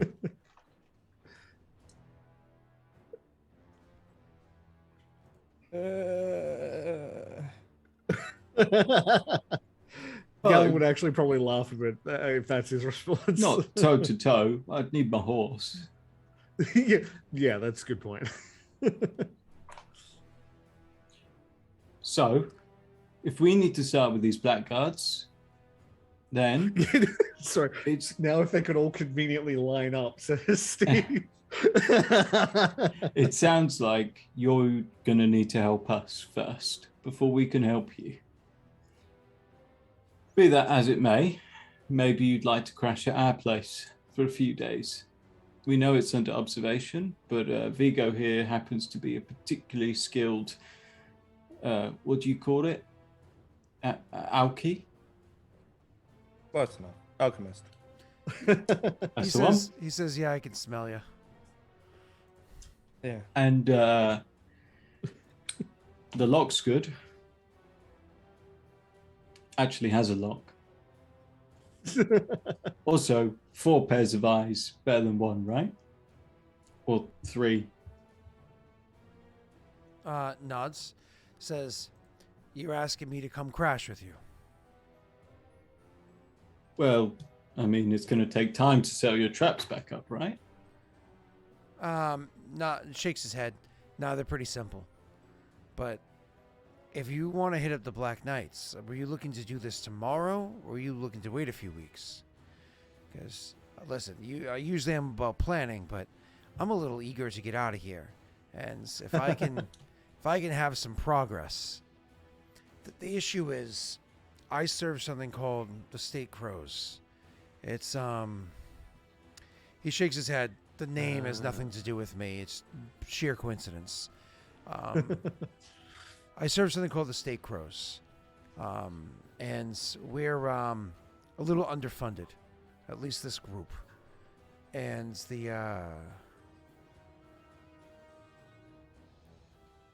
I've been doing this job myself for some time. Having the opportunity to bring about a fairly grand success would be convenient. Probably get me moved out of here. So I'm a little eager. I mean, hell, I'd go tonight if I didn't have a few beers already. Gal looks over at Viggo. Yeah, maybe not tonight.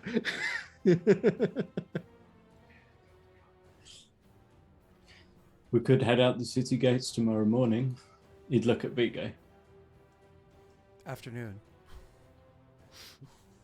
Hit them during the day. Hit them during the day when most of them are out working, under the leadership of their planning. Yeah, I mean, we do have to get a move on. You shouldn't go in there blind, though.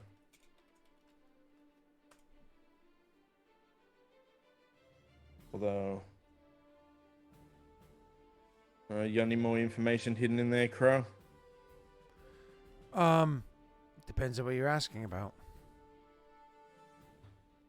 We're about to sneak into a cave.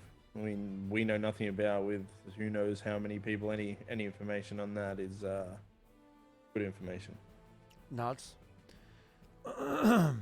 Like I said, it's over near a waterfall. So, depending on which cave you're using, so on, it might be a bit slick. So I suggest you wear some better boots than those. He points at Viggo's feet. Those are too comfortable. You need something with a better grip. These are premium sandals, I'll have you know. You're not wearing sandals right now. You're not wearing sandals right now. I'm wearing sandals right now. All right, fine. He says you're going to have to wear something better than those. He's going to need a decent boot with a good grip. All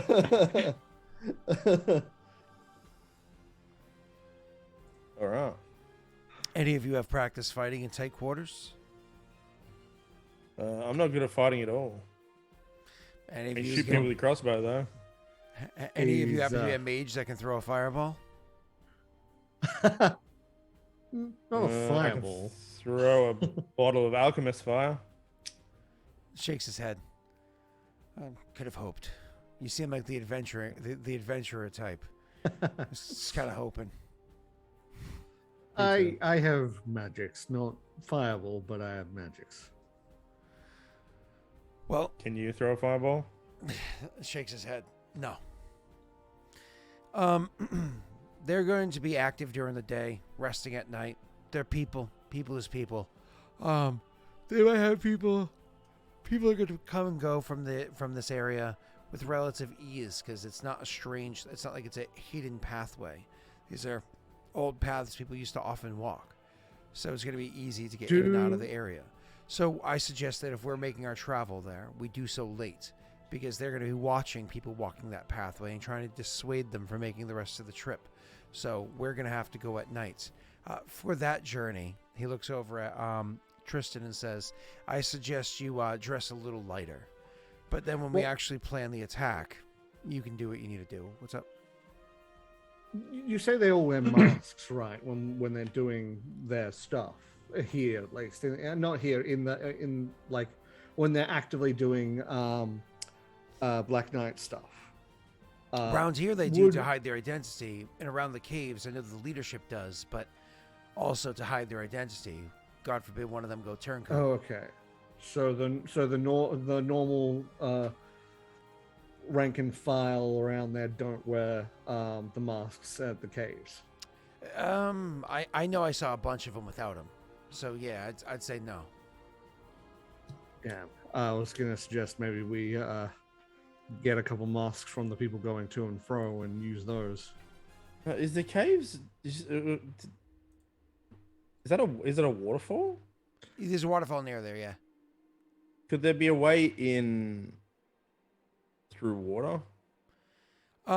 Shakes his head. No. It's not like some like under waterfall cave entrance. That'd be a super inconvenient way of transporting goods in and out.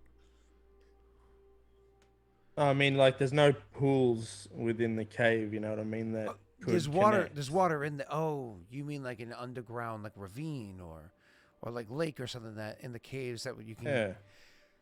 Shakes his head and says, "I've never gone diving through the area to discover. It's possible. I used to in the Broken Blades. I used to have this one guy that was with us. He had this spell he could cast. It allowed him to know the area, like landscapes around him. It was how we planned our ambushes. Any of you read scrolls or have those kind of things nearby? Because like he would read it off of a scroll. None I of you. can scout underwater. Nobody has a cousin in the Congress. No. No. I can scout underwater.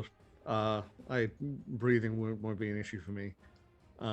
He's kind of like surprised. He's like, I guess you do have When he magic." acts surprised, I'm like, I told you I have magic. Yeah.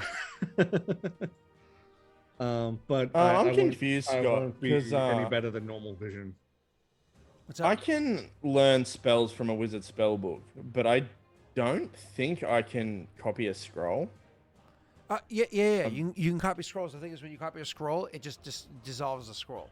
But you can't cast just Okay. any spell. It's only spells that are on your spell Yeah, list. alchemist list. Yeah. Oh, all right, let me see. What's the water breathing one? Is Water breathing. that what it's actually called? Yeah, I think it literally is called water breathing. Yeah. It's got to be at least a level 2 or a 3. What troll ass spell? It's not like Otterluke's resilient breathing. What's nice is swim speed and underwater breath are both only 1 point augments for me, so I can very easily put them both on.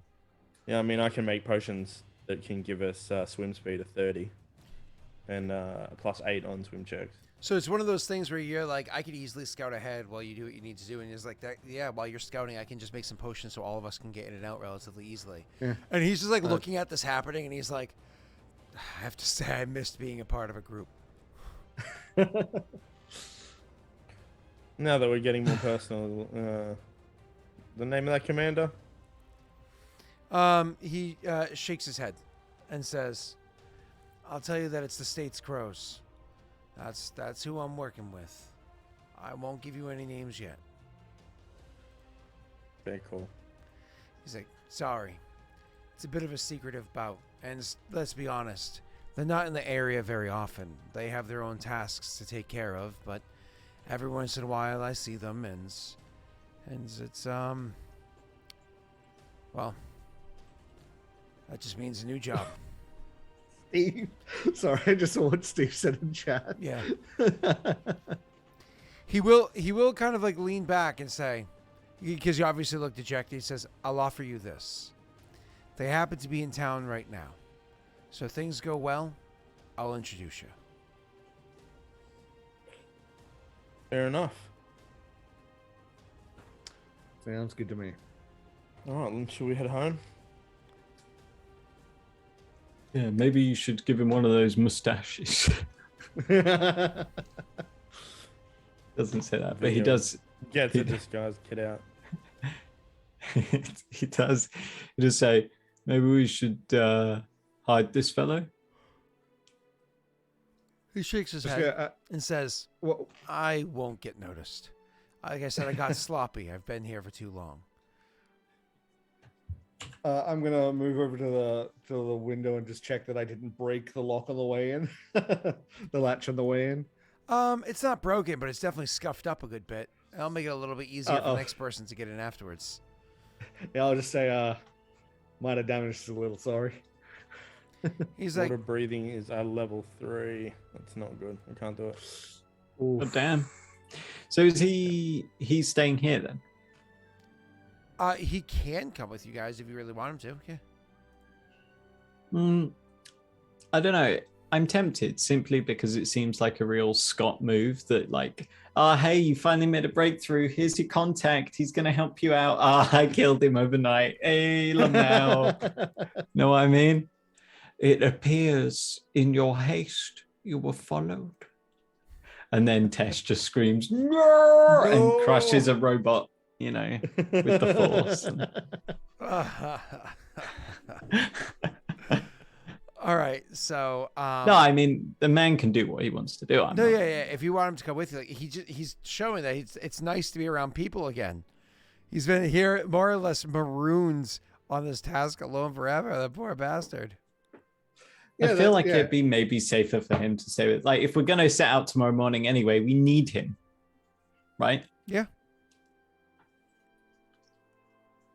You want to do it? Okay, he comes with you. Yeah. He says, "Let me just grab up some of my things," and he goes around and gets up some stuff. You can see he grabs up, instead of just having a single bolt on the crossbow, he actually unloads the crossbow, grabs a couple of unloads the crossbow and actually puts it down. He doesn't bring the crossbow with him. He goes and gets a bow, like a long bow, with a quiver, full of arrows, and gets up his proper armor and shit like that. Gets it all together and goes, because again, a bow is much better of weapon than a crossbow, but a crossbow is really good in a pinch. So yeah, like home security, you want a crossbow. So I have an idea about something I want to do on the way back, just to make sure that our place isn't being watched again. This will also be a nice display of abilities. I'm gonna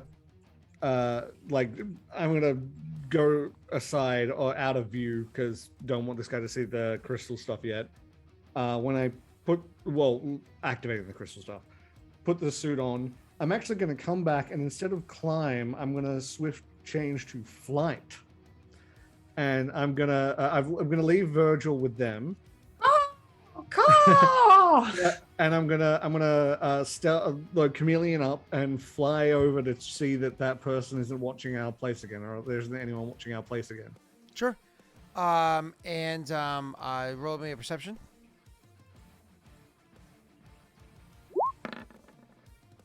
Oh, fuck off. Looks like nobody's watching the place. Okay, well, that's what I saw, so I'm gonna fly back and tell them as such. Okay. I will keep an overhead view now that I'm flying in stealth, so just to make sure. No problem. I'll land on the roof and go in that way once that we're back. Now I believe your name was Sparrow. So now it is apparently. So you guys finally get back to your place and you're settling in and whatnot. He'll say, "By the way, my name actually is Crow." Yeah, that's amusing. It's not a nickname or anything like that. It's actually Crow. Well, that was He's spelled this way instead of that way, whereas the organization is spelled the classic way. So how's it spelled? Yeah. Well, Crow's the K. That the organization states Crow. State Crows, which is with a C. But if we were using English, but you know what I mean. Oh, so he's got a K for Crow. Yeah. And so he does say, "What were your names?" Galen. Chris. Viggo. He's distracted. Yep. Sorry. Set it on the papers. He nods. He's like, He said it on the papers. Yeah. Oh. No, he nods. It's funny because I was waiting for Viggo to say magpie or whatever again, and he'd be like, I know it's Viggo. I was trying to be respectful. But so anyways, he nods. He's like, yeah, but polite and all. And he'll look about and point at the couch and be like, "That me?" Yep. Oh, it's fucking late. I'm gonna go crash. I could take first shift. I'll take second watch. Oh, let's go. You guys sleep, spend the night. Somebody in chat want to roll a d4? Everybody roll a perception check. Boop. That's a 3. Fucking hell. Man, despite having a plus 12 perception, I'm rolling like ass tonight. Always a good thing it happens during second watch. Oh, who's second watch? Tristan. Oh, it's Triss. You guys noticed Oh, nothing. 7. Oh, Thanks, it's V-Sword. always second watch. Stop putting me on second watch.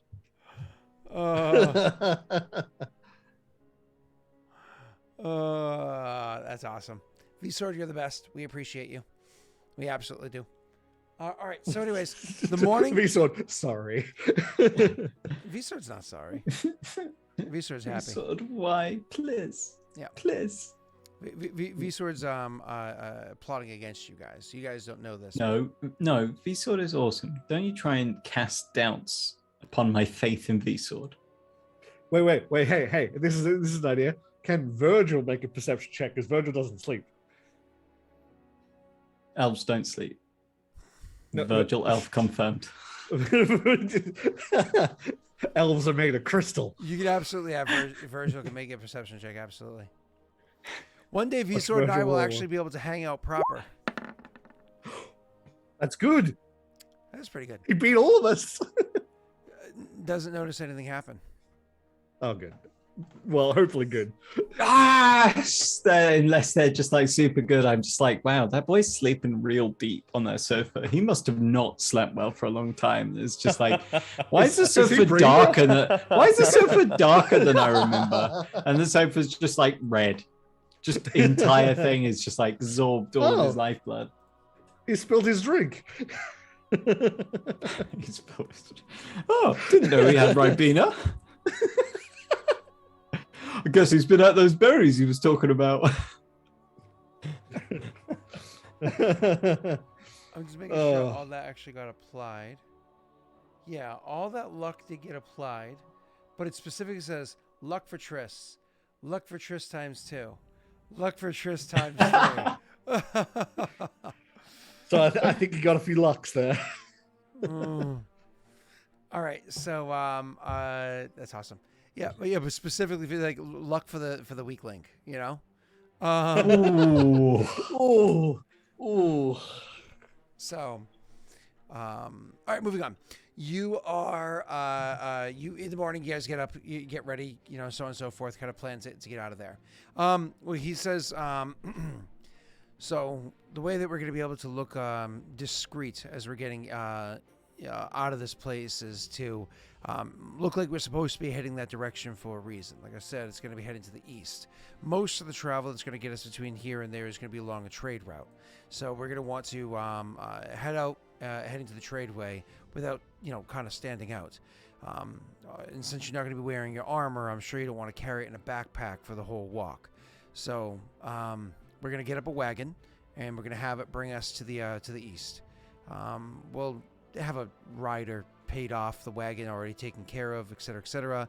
It'll actually have supplies. God forbid we get attacked by bandits or something like that, something that's going to give way that it's just a ruse. We'll have all taken care of. Once we get close enough to where the actual area is, we can duck out of the wagon. You know, we'll head over there a little bit later in the day, head out of the wagon in the middle of the night while it's doing roadside camping. That'll get us as close as possible before, you know, needing to break off. At that point, we're going to want to be as quiet as possible, try not to get noticed. If we bump into a scout and we got to take out that scout, that's one less person reporting in. Could raise concerns. So I suggest that you spend your time sleeping on the wagon and not just dicking about or whatever it is you do throughout the day. Any questions or anything? Or are you good? Yeah, none of us have sense motive this guy once, so I'm just gonna do that to see if he's. Yeah, I did question it when neither of you did. Like, I'm not trained. I've got like a +0. I'm like, whatever. But you guys are like, damn, we better. I'm running on like 2 hours sleep. So we better skill up this sense motive, and I'm there like, whoo, these boys trusting. Are you happy with that 19? Okay. I mean, he comes off Genuine. Nice. Well, I'm rolling just in case. Just in case. I roll like a natty 20. One thing here that throws you off by a little bit is, beforehand, when he was talking about having to slit throats or whatever, he was a bit casual about it, which gives you the suggestion either he's never done it before, or he's done it way too many times before. Yeah, the either or, yeah. Yeah. I'm guessing, judging by what the job that he used to have, it's probably way too many. Yeah. I'm assuming the crows or whatever is not a branch of the a thing of the military that we've heard of. I would say no. You have not. No. Too good at keeping secrets, the Peridot military. But I really, really doubt it's in. But before we go, I would double check to see if my pauldrons are in yet. Unfortunately, no, not yet. Yeah, that would have been really useful. It's only another one day, right? So I know, Scott. Don't worry. Yeah, I understand it's going to be a while, but I just thought I'd check just in case. Yeah, while we're there, also, can I get a potion of spider climb at all? Yeah, I would imagine that wouldn't be too difficult. You just have to make me gather information to find it would be a diplomacy check, but you're not taking the -10. The Paradel thing. Oh yeah. The consignment area, whatever it's called. Yeah, Commissary. Commissary. Yeah. Whether or not they have quick. one is a matter of luck. Why don't we have somebody in chat Green? Why don't I roll us a D100? And while he's rolling that, I would say it's a 66% chance. Lower is better. Boom. You find They have 3. I would say you find a few potions of spider climb there. Well, if you guys want one, you can Use get your one. own I'm gonna money, get yeah. one for myself. Wow. We're both there like staring at like Viggo, and he's like, look, if you want one, you could buy one. How much is it? He's like, so you're getting a churro? You're like, yeah. He's like, just one? Yeah. How much is it for? It's cheaper, isn't it? Slightly or something. Oh, can I take 10%. this from 10%. Can I take this from my commissary value, or Yes. does it have to be? Yeah. Okay. And how much is it? 50? No, it's level 2, right? No, it's level 2, so it's 300. 270. 300. 270. Minus 10%. Yeah.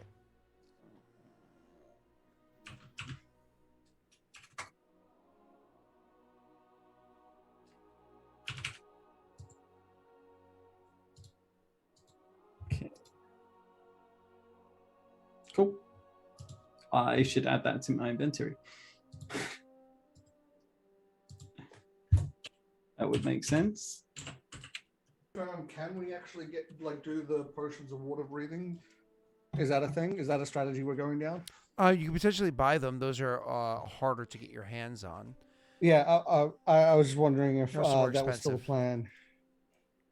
We've got a little time before we go, right? Like, we're not leaving as soon as we more or less are done at the commissary. Yeah, you have a little bit of time. Yeah. Okay, good. I'm gonna use that potion and turn it into an extract, so I have it on my spell list because How I long does have that that take? thing that does that. I don't know. It doesn't say. Let me look it up. I can't remember Copying what a it's spell called. into a spell book usually takes 1 hour per spell level. Is that? Oh well. What is it even called? I can't remember. Oh, there it is. Oh, I forgot to turn my camera back on.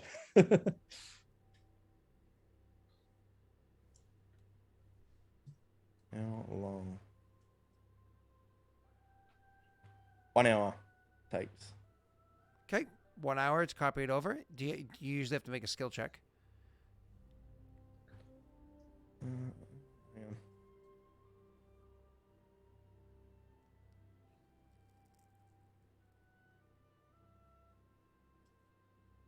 Doesn't say anything about a skill check. So usually copying a spell into a spell book requires a skill check. So Pathfinder, writing into spell book. Adding a spell into where are you? A spell book. wizard, borrowing spellbook, adding spells into spellbook. So adding spells into spellbook. So it's a DC. It's a spellcraft 15 plus spell level. Which would be alchemy for me. Copying. What do they call it? Extract into. What is it calling? Copying formula. Neil, that is chef's kiss. I've seen it before, but it's just so good. It really just shows his level of intelligence. Beautiful. Because I'm pretty sure it works exactly like copying over. So it wouldn't be alchemist. It should be usually copying over as a spellcraft. Give me 1 second. So let's see. An alchemist can utilize spell trigger items on this from the list, but not spell completion. An alchemist can also can add formula into his book, just like a wizard can to a spell book, using the same cost, pages, and time requirements. Alchemist studying wizard spell book contain Bibbidi-babbidi-boobidi. Should be This spellcraft usually to copy it into your book. Boopity boopity. Oh, I'm not gonna worry about that right now. Then I'm just gonna take the potion. Okay. Do you not have spellcraft? I do, but I'm not gonna waste this right now. Waste this? Is your skill low? Yeah. That's only a 7, and I think I need what'd you say I needed? 17. Yeah. That's pretty good odds. That's a 55% chance. Yeah. Yeah, but I'd rather just have the potion. Oh, okay. Cool. Yeah. Alrighty. So, anyways, yeah, you guys, a couple hours later, because he went and got his hands on a wagon, a driver, supplies like grains and whatnot, all salts, things that are, they're wrong, not free, but also not incredibly expensive, loaded to the back of the wagon, and you guys climb on, and because you're bringing Carrick with you, he does say, I assume you're going to bring Carrick with you. He's like, whoa, that's a horse. Yup. He is. He'd lovingly pat him on the neck. He's like, yeah, but that's not a typical horse. I mean, even if we were to try to dress him up like a draft horse, the scars and whatnot on him, a keen observer would know this isn't just a regular horse. This horse has seen some shit. Horses change hands all the time. Some people might think a merchant just got a lucky deal. Okay. This wagon is meant to be pulled by one horse. If the plan goes accordingly, we're supposed to dismount, and he kind of like looks at you and goes, "There's no talking you out of this, is there?" There's no talking him out of it. He'd point at Carrick, who would wicker. Change of plans slightly. You're no longer going to be taking a nap on the back of the wagon. You're going to have to ride your horse without the armor, but, you know, maybe some leathers or the like. Act as some, like, cheap hired, what's the word I'm looking for here? Security. It's a caravan guard. Yeah. Makes sense. Does mean you're going to be a bit tired when we're doing our hump through the nights to the waterfall. You going to be good?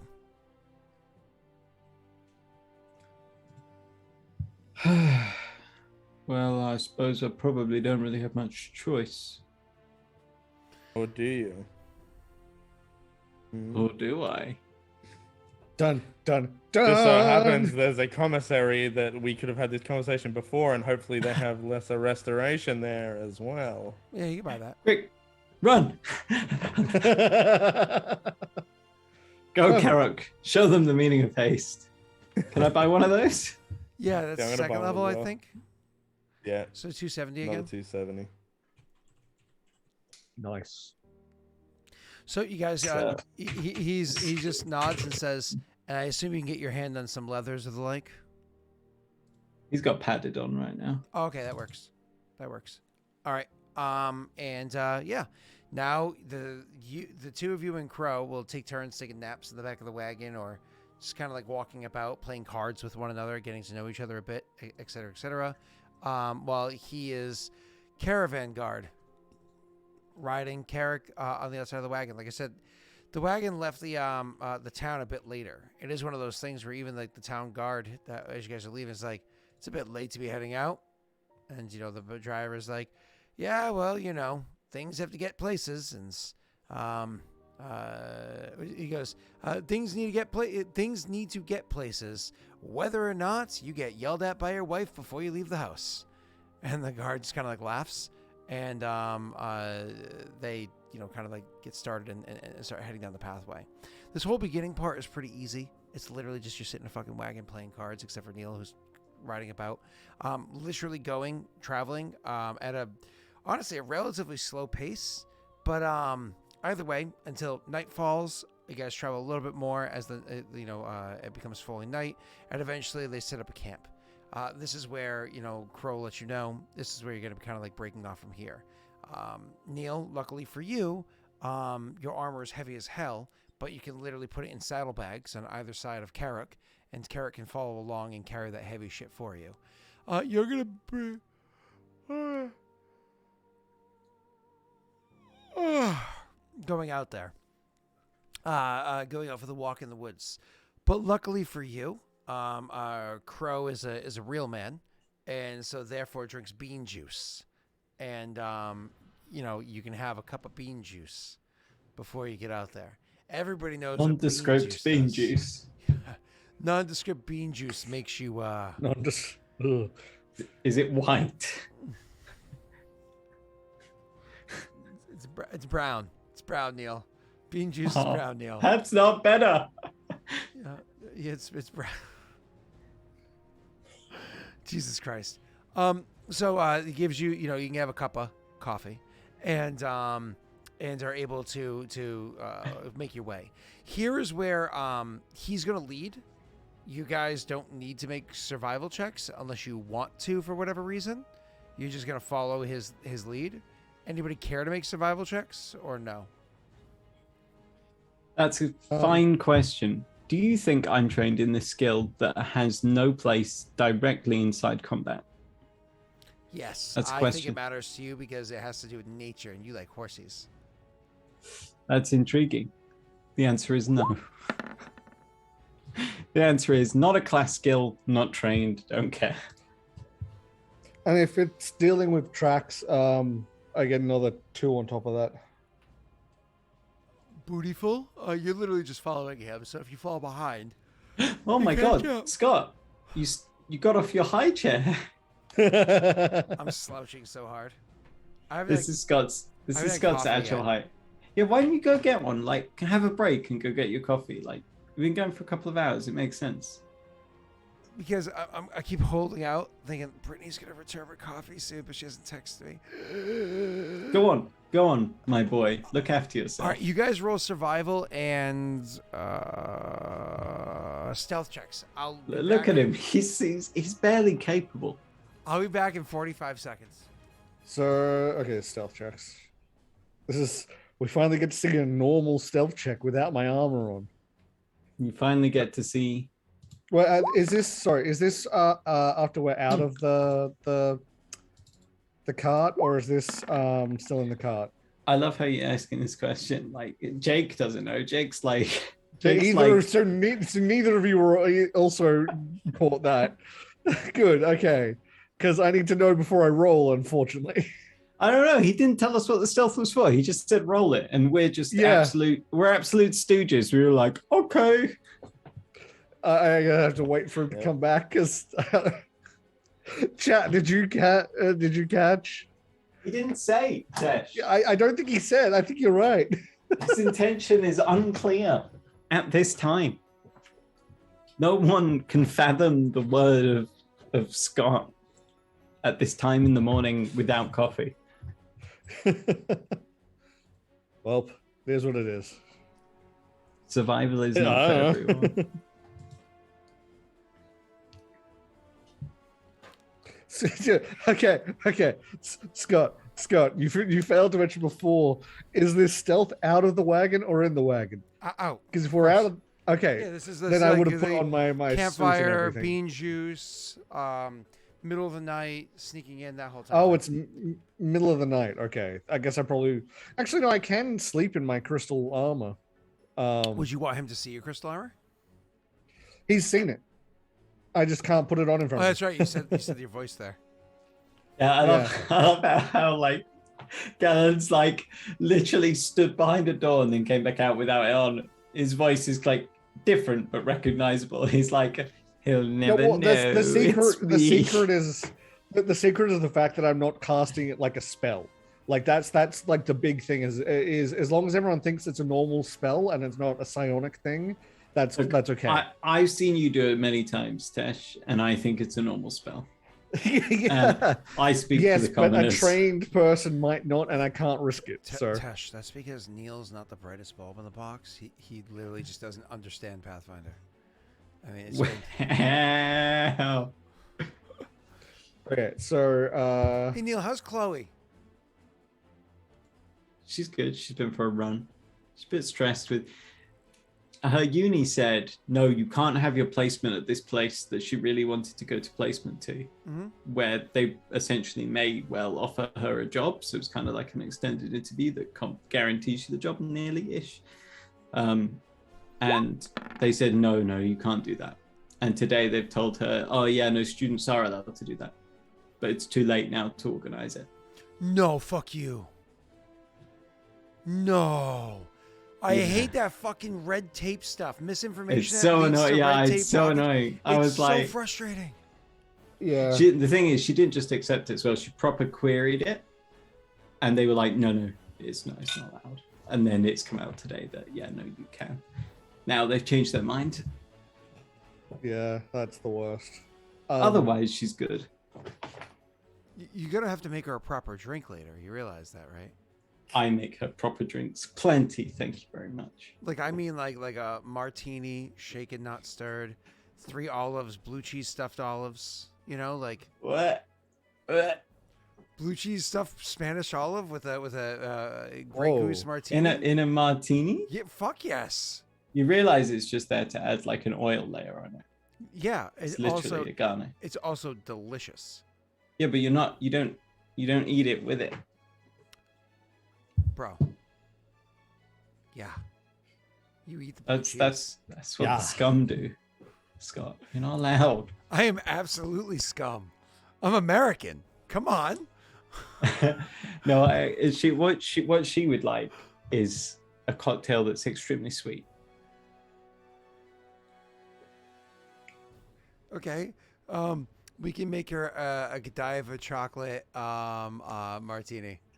She quite enjoys a cosmopolitan, to be fair. So do I. I like a Cosmo. Cosmos are just so simple.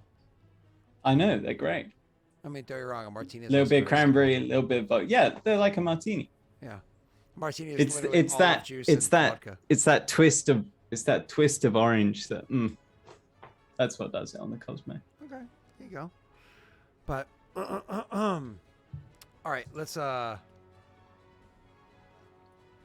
get back into it. Man, I haven't had I almost never have mixed drinks unless it's a martini. I almost never have mixed drinks. I'm just like, it's not worth it. You're just I got paying the for really tools expensive required. juice. I got the tools required for mixing drinks, shaking drinks, etc. Yeah. Over the Christmas period. So I now am capable Oh, Fucking fuck me. because I've been watching How to Drink, etc. for a long time, and I was like, you know what, this. Oh, and it's gone. It's because unfortunately it's so fucking cold down here, right now. It's so fucking cold down here that maybe if it's a little bit, no, it's just terrible. So it's so fucking cold down here that I have to have this 2 heaters, but Brittany gave me this other heater because it heats up the room faster. But the problem is then it blows hot air, so it just overheats this camera. It's the biggest flaw of this camera is it overheats too easily. I should have had 2 stationary heaters like that one right there, like I usually do, but it heats up too wouldn't have slow. this problem if you're in Australia. I would have other problems. There'd be a Because there'd be a wouldn't be huntsman cold down crawling there. up my pants right now. So they also don't have Yeah, but basements in Australia. It would they don't turn know how to around and run dig. away. Australians. Excuse me? Yeah. What do you mean they don't know how to dig? Yeah. You it- realize basements. they were They're- a penal colony, Scott. No, listen, I think they they're know how to afraid. dig. Australians are afraid if Wow. they dig, they might accidentally find themselves back into a British prison, and they don't want to. They don't want to take the chance. So it's just how it goes. Isn't there an entire town in Australia that's like underground and converted from old mine shafts? Yeah. That actually, I think so. Yeah. That's Cuba P. It's That's or weird. Google it. It's awesome. 2, the Queen has COVID, Scott. Watch what you're talking about. I thought that was a meme. Does she actually have it? Yeah, of course she has it. Oh. What do you mean? Oh damn. It's like that pie chart of the memes. That's what you're looking at. The memes are all true, Scott. No. Like the other meme section isn't true, but the Ukraine and Russia stuff is unfortunately true, and the Queen stuff is also true. No. At God work, damn it, Scott. the boomer I work with was telling me, it was like joking about it too. So I just assumed it was like a joke. I didn't Google. I didn't follow up. I haven't checked the news on it. So that's funny. I mean, my glorious matriarch won't be done in by something like COVID, so you know. Cool. Do you boys feel the same way? Your glorious matriarch is not going to be done in by COVID? 'Cause remember, she's If you still look I at the agree with Discord, you. if you look Yeah, at I the agree with Discord, you. you'll see the state of our prime minister. So. I'll check it later. So, either way, back to the game. So you guys are made your stealth checks. Honestly, not horrible across the board. But did anybody want to enhance that? Enhance. I think we should both enhance, Jake. Enhance.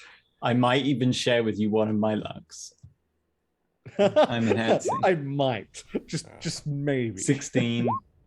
Hey! 2 16s. 16s. All right, they're better than you, Callan. Combined, they're still less than you, but you know, let them feel that. Yeah. Anyways, Oh, man. so you The benefits of sleeping in predator armor.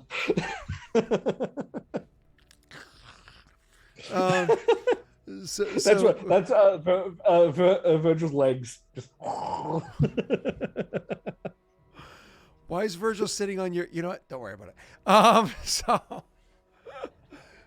he's like, Crystal Scott, fuck you. yeah, I know you're like gonna savor that sweet taste. Why did you make it worse? Scott pulled a fast one here. So instead of having like all of our shit talk at the beginning of the session, he like waited, baited Norway in, got him like nicely situated to like the RP, and now bam, he's just here with no, we're having the shit chat now. No. Literal shit though. So you guys are sneaking your way through the woods, and honestly, you're maintaining a pretty strong degree of stealth. Sorry, I didn't get this guy. I didn't roll his check. Give me 1 second. So he would have a. Okay.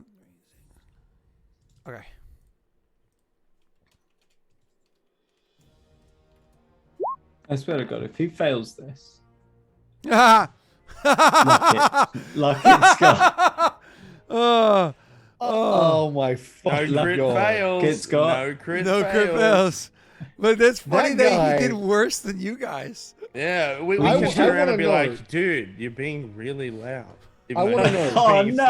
slightly less stealthy as That guy has one less stealth than my default with the suit on and the chameleon augment. We just need to turn around and be like, dude, you said you had skills. Is it standing on twigs? And then we said Ooh. enough shit talking. Okay. Well, you didn't Oh, lock it, so so good. I can't. you get more. I can't. It has to be you guys. Try have to it. lock that. Try it. No, no. no, You Daddy's try- Dice- no, it's an NPC. Daddy's Dice is against you guys. No. That's how it No. works. All right, fine. I'll roll luck. No problem. No, wait, hang on. He's twisting it. Oh, He knew he didn't have any. oh, wow. That is. He's just spamming it. Yeah, I like He's spam. just- So let's he's Batman. let's keep going. So yeah, you guys are making your way through there, and honestly, things are. Hi, Chloe. Tell her we said hi. Share our love. Scott says hi, sends his love. Chloe says hello, but like adorably. Hello. quiet. No, I heard the hello. It's You like can that, hear it, It's like yeah. that classic like British hello, like It really was. like iconic. All right, so you guys are making your way there, and you make good time, good distance, good time. Rolling past the memes. Nobody made survival checks. Oh no, you did. I made one. Tesh. So one of the things that you notice is again, he seems to be leading you. The way that you can hear the crashing water eventually, you can see that he's guiding you towards the place. Like the reason why I was having you roll a survival check is in case you're worried that he was actually leading you into some sort of a trap. He's not. And Okay, he inevitably does bring you to an area where you guys can hear the waterfall having a good distance off to the side. You can hear the water over there, and he's like, he kind of like spends a moment and he thinks to himself, he's like, dawn will be happening in the next hour or two. I know the waterfall is over in this direction here, and so the cave network's going to be near to there. We're not going to want to just start doing our scouting tonight. We're going to want to start doing it probably tomorrow night. It took all the time just to get here. We need to find a place to lie low between now and then. I imagine none of you are able to cast those spells that make those tents that hide themselves, but like are bigger than they look. Damn. What? That sounds fantastic. Yeah, I like the sound of that. Why can't you do that, Viggo? I don't cast magic. Well, nearly. Couldn't you just like throw a potion on the floor? Let me just. Smashing a tent just to pieces. Yeah, like a capsule corp. You know, like Dragon Ball Z style, just like. I don't know. Pass me one of your potions. I'll throw it on the ground. See if anything happens. No, it has to be the right. It has to be the right potion, doesn't it? I know that. The right color. You're learning. Yeah, pick some Well stuff done. up. So I'll read you these notes real quick, and then we'll jump into it. V Sword, just dropped 4. Always luck, never daddy's dice. Lucky luck. If they run out of all of this, I'll be mad. It's not All our right, so go fault. easy on the luck now. All right. you got it. Cell's not here. You should be fine. But it's funny. Usually I keep those notes to myself, but that was just too cute for me to not share. So, all right. I see we're out of luck again. Thank you, son. Back to the game. So you guys are trying to find a place for you to spend the night. Yeah. He says, usually when I come here, when I've come here before, I found myself up in the way that the trees grow over here. Could perch myself up there like a panther, and spent 2 days. Things went well. I imagine not all of you have the ability to do that. So we're going to have to try to find ourselves a place to spend. It is possible we can find another cave that nobody's using, or we can try to give ourselves a bit of distance. But we have less than 2 hours, I think, before light starts really shining in on us. So we should probably make a decision now. Spread out, stick together. If we do so, go far or get close. I definitely think sticking together is a good idea. We don't want to be caught one by one. Nods. If any one of us are caught, it ruins everything anyway. So He shakes his head and says, "Not entirely, not unless you guys are prone to squealing." no, but it'll mean they'll be on edge. He like lets it linger for a second. He goes, "None of you are prone to squealing, are you?" Like, I need to know now. If one of you gets captured, am I putting an arrow in your heart, or are you going to be able to shut the fuck up for a couple of hours? And he's like, seems very cold and about this. So, don't intend to get captured. But if Then my loyalty lies with the River King. okay, good. Viggo, though, he's a pig. I've seen him. No, He's a real squealer. Watched Deliverance recently. I feel like Neil, you've never seen Deliverance, have you? You So can't are we call me gonna- out like that, dude. So, What honestly, the hell? It's a I'm great just movie, like I'm just like trying to you pass have it to. off, have a laugh with the boys, and then Scott just like deadpan face just turns to me. He's like, "You haven't never seen seen that, it." have you?" And I'm like, "Fuck! I just laughed at that joke. What are you doing, Scott? Why?" You've ruined me. It's a great movie. There's three things that you can take away from it. Battle of the Banjos. Sorry, I don't want to Squealing hear a anymore. piggy. Norway says it is nasty. Therefore, my lord Norway says it is forbidden. Three takeaways: Battle of the Banjos, Squeal Like a Piggy, and like random Rambo style arrow shooting. Like that was pretty fun. Like that's the three takeaways. There are about 2 movies I regret watching, and that's one. Okay, Oh boy. Norway. The other Jesus, movie, did it okay. involve a number of cups and ladies? Or was it something else? No, thank you. No. I'm sorry. The other one was it's got to be a Quentin Tarantino film, right? Either that or Requiem for a Dream is a really good movie. Crying. The other Game. one is Crying Game. I don't I'm know not if even it's- going to Google it. Don't Google it, Scott. No, Scott, turn away from the darkness that is Norway. 1992 thriller. Is that Robert De Turn away Niro? from the darkness. Forrest Whitaker? It's too late. We've lost him. He's gone. Is that Robert De Niro or am I crazy? Either way, I'll have to check it out. I love Forrest Whitaker. So, cool. Well, All right. Listen, Requiem for a Dream is one of my top favorite movies, and that movie makes you question whether or not you should continue going on in life. So, I like movies that depress me. That's a little much. Have you ever seen Requiem for a Dream? No.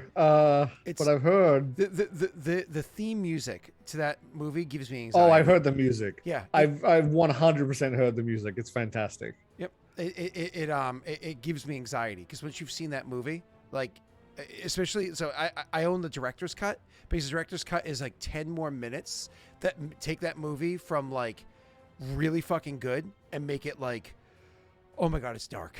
It's twisted. It's really, really twisted. They add more scenes to the amputation part. They add more scenes. It's like, it's rough. It twists your belly. It's rough, but it's a good movie. I'm good. So it's not for everybody. It's not.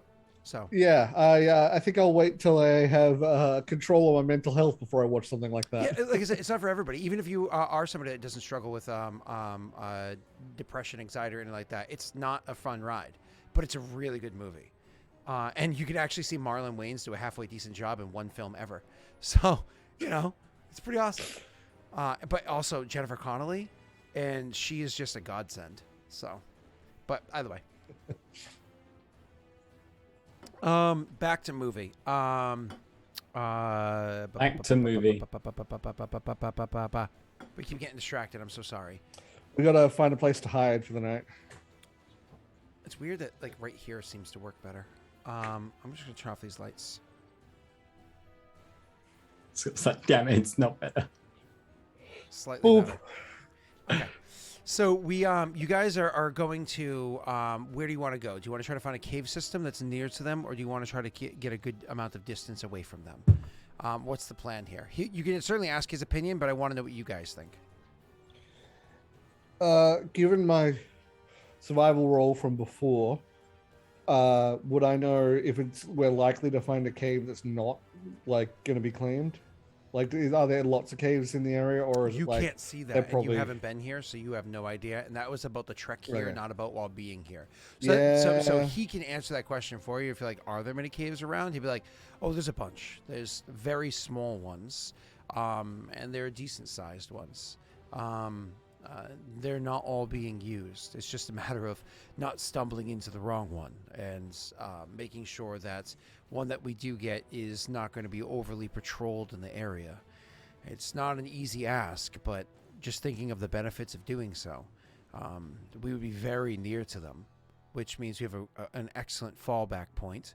We have a great staging ground for moving forward afterwards, and we can start searching around for some underwater way in and out with greater ease. It gives us more time to search. Whereas if we stay far back and you're going ahead scouting, we're not going to be doing much else because we're not going to need to be spreading out too far, like you said before.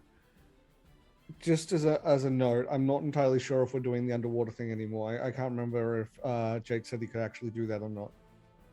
Once he looked up the spells. Yeah. You guys look over at Viggo, and Viggo is like, you guys said nap, and he's like already curled on the floor, the forest floor.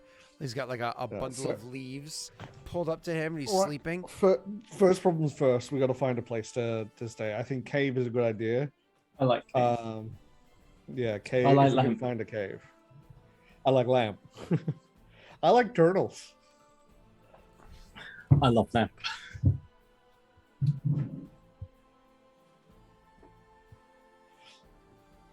So you want to go the cave route? What do you want to do, Neil? Yep. That's what I said. Cave route. Okay, cool. So then without Jake here, that's already 2 votes for the caves. We can start going. He goes, then looking for the caves, what we need to do is spread out a little bit. We should group 2 and 2 and go searching for these caves. Do you guys have a means of communicating with one another silently? Because I know hand signals and I have a couple of tricks, but and he looks at you guys. This time he looks very, because you've said no to literally everything he's asked so far. So it's one of those things where he asks, but he's kind of expecting a no and already packing up and getting ready for the no. No, I'm gonna say just yes. Just give me a second. I'm gonna dash over, cycle my suit, give Virgil to one of them. Virgil's gonna stay crystal, so it looks like it's almost like a sending stone, and I'm just gonna give Virgil to who's going with him. So it's up to you guys. You're gonna want one good survival on both sides. Clearly, he's gonna have. So a good I should survival. probably go. I think I have 6. Is that the best, or is one of you guys better than that? I have a beautiful 0. I have a 5. Okay. So The question is, who do you want? Because you guys, I don't know how much you 100% trust this person. I assume as in-game characters, you somewhat don't, right? Like even though you're working with them, you don't 100%. I think Tristan should probably go with this guy because Tristan can hold his own. Should shit hit the fan. So I'm going to give Tristan Virgil, and then I'll go with Jake. Yeah. Bigger. So I just have to like him up the, you know. You don't have to do anything. Just put him in your bag. Yeah. All you have to do is, don't worry. He's a fun guy to hang out with. He'll certainly make you smile. No, I'm talking about Virgil. I don't care about that. Yeah. Yeah, I just gotta. Yeah. And I'll tell the guy with this I can communicate with Tristan here. Good news about Virgil is he can get smaller, and then later on he can kind of like swell up in size, so it makes it convenient. Anyway, What a good class feature. So I'm about to just leave. why don't we have Jake and Neil roll their 8 and other survival checks?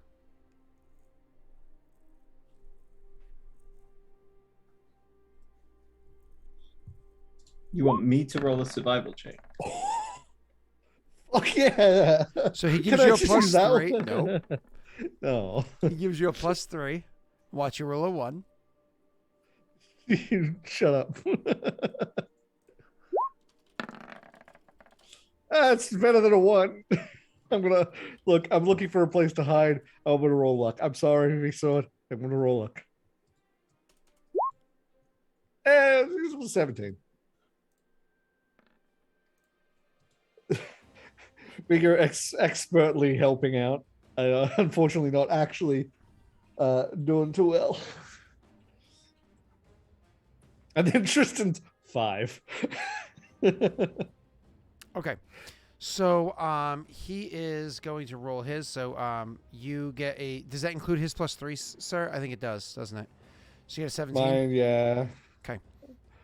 So one of the things he does, Neil, when you guys go walking off, you're trying to provide aid, and you kind of at one point in time, like you're like, hey, I don't know if we want to check over here.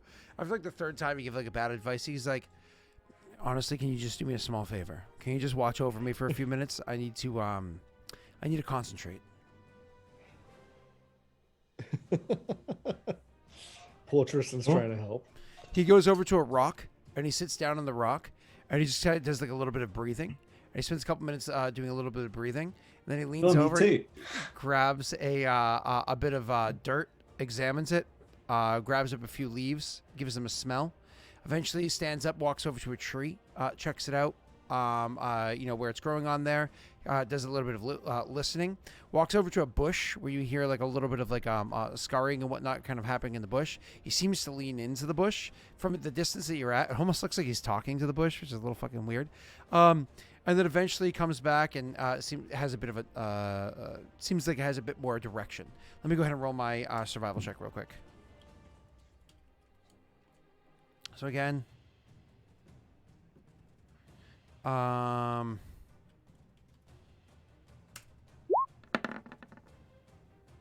Oh, Yeah, from the 20 to the 2, but that's fine though, because his DC is different and there's a reason for it. He goes, well, there's a good chance we can find a bunch of caves over there, but there are a lot of people that way, so we're going to avoid that entirely. If you can communicate to your friends, I suggest you tell them to kind of avoid going off in he names the direction, the northeast, northwest, whatever it is, area. Tell them to head over that direction instead. We're going this way. And then you guys go about searching. Neil, do you want him to luck that? Yeah. Okay, so he gets a 20. Shit. After the sun is starting to come up, there are tendrils of light coming, through the trees as the whole sky overhead is being lit up and so on and so forth. The overall ambient light is raising and et cetera, et cetera. When finally he's like, psst, caw, caw. It's just like that sounds like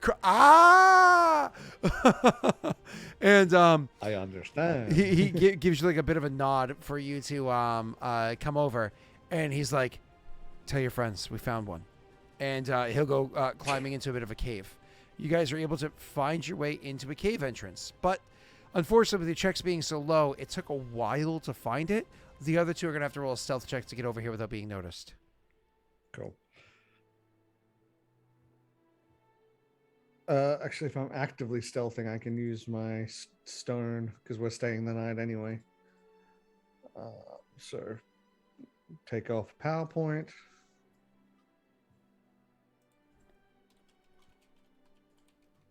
And boop.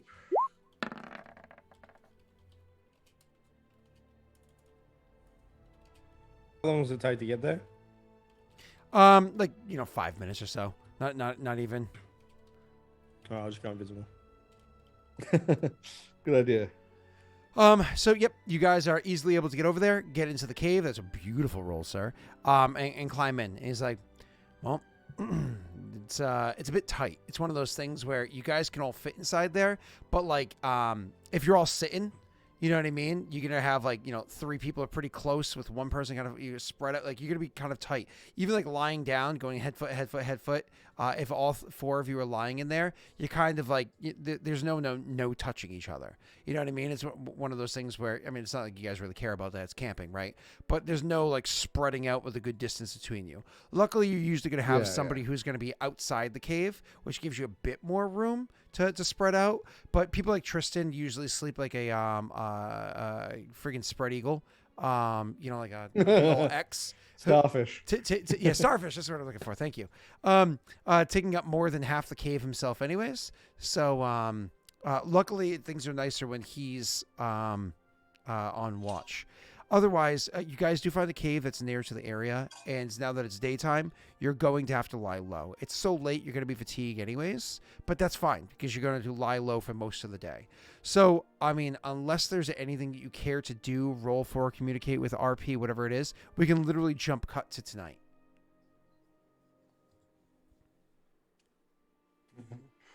It's jump cut. Okay, cool. Yeah, I can't think of anything. You guys flash forward to the evening and easily jump cut over there. Yay! The sun starts going down when he kind of will. It's one of those things. He leans over and gives a tap to the knee to what's his name, Gallon, and says, "Now's our chance. Listen, I just what is it? I apologize. He'll come back in from like doing a quick scouting. I just went out there and just kind of had a look around and." It seems as though there's nobody at least within a good half mile or so of where we are, but you head just under a mile, Prince's off, east of here, and you can see that there's a considerable number of them, several dozen at the least. So if you're heading that direction, you're going to have to be careful. Luckily for you, the water is going to be more of a northeast-east. So head a bit north and then cut across. And that's going to be where you're searching around for whatever pool of water we can use. While you're doing that, I can try to scout them out specifically. What's up? So before we do this, we meant to ask this, but Jake wasn't here. Are we going ahead with the water plan? Is the thing, because like if you can, that'd be amazing. But yeah, can you give us water breathing? Give them. I can't give you water breathing. I can give you a swim speed and stuff like that. So like more or less this spell. Oh, okay. So I guess I can see if it's doable without. If there's air pockets, you know what I mean. And yeah, I'll see if it's doable without. Hold on one second. A character can hold their breath for a number of rounds equal to 2 times their Constitution score. So if Jake can water breathe because he got 1 potion, right? Or do you get none? This is an extract. Does nobody have water breathing at all whatsoever? I do. And the so test. Then the 2 of you, what are your Constitution scores? 14. That's solid. 16. Okay, you guys get like 3 minutes because even after that 2 minutes, Jake. So, what is it? A character can hold their breath for 2 rounds for Constitution score. If a character takes a standard or full round action, the remaining duration to hold their breath is reduced by 1 round.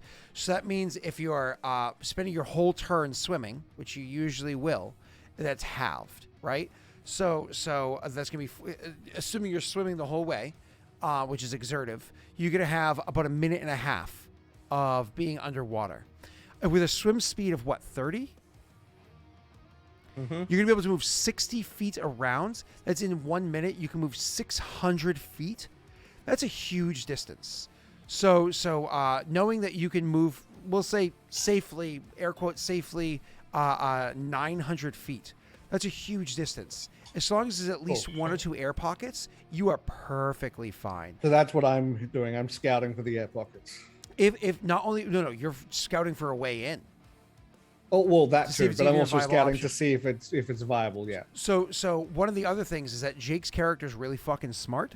So as you guys were plotting out this plan and so on and so forth, with your survival checks and Jake's intelligence and so on and so forth, one of the things you guys will know is, all right, before we go to, everybody get up their water skin and make sure you empty out the water skin. Hang it to dry for a couple hours before we go. Make sure that it's you seal it tightly, and you have what's called like a breath of air, and things like that do not give you a whole breath. To be clear, it buys you a few more rounds. I don't know if any of you guys have ever done that thing where you go into a pool and you put your head under water and hold for as long as you can, and then you pop your head up and you gasp for breath. And then go back under, and you go, because like your lungs burn, you're like, and you go back under and see how much longer you can hold it for before you like feel like you're gonna die. It's not very long that second time. Again, varsity swim team, so you had to practice this kind of stuff often. So it's not very long. You've got maybe a fourth the amount of time again. So if you can hold your breath for, let's say, untrained people 40 seconds, you've got maybe 10 more seconds after that, and then you're done, right?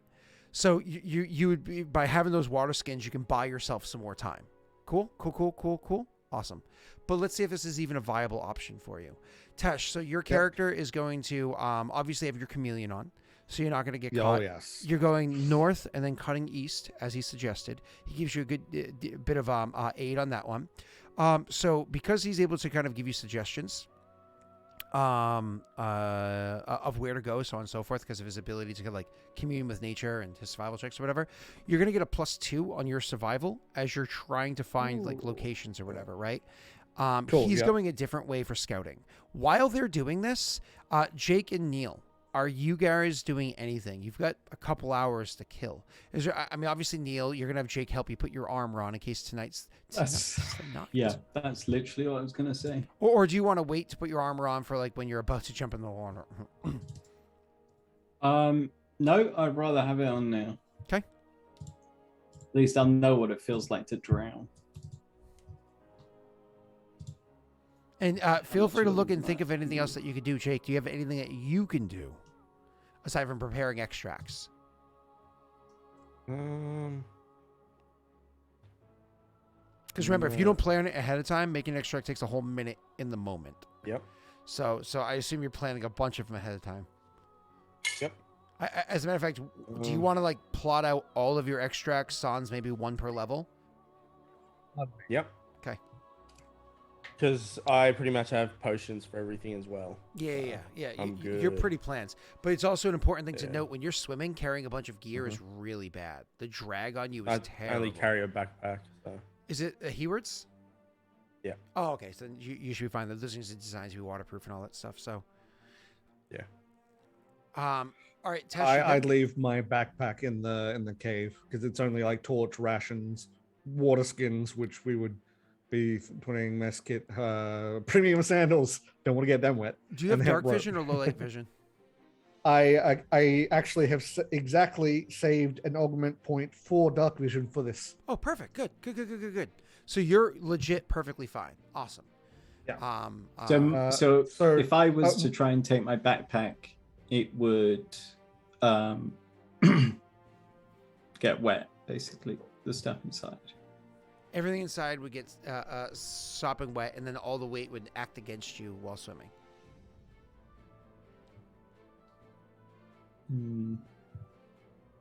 Is there I anything mean, in your there's bag not- that you need?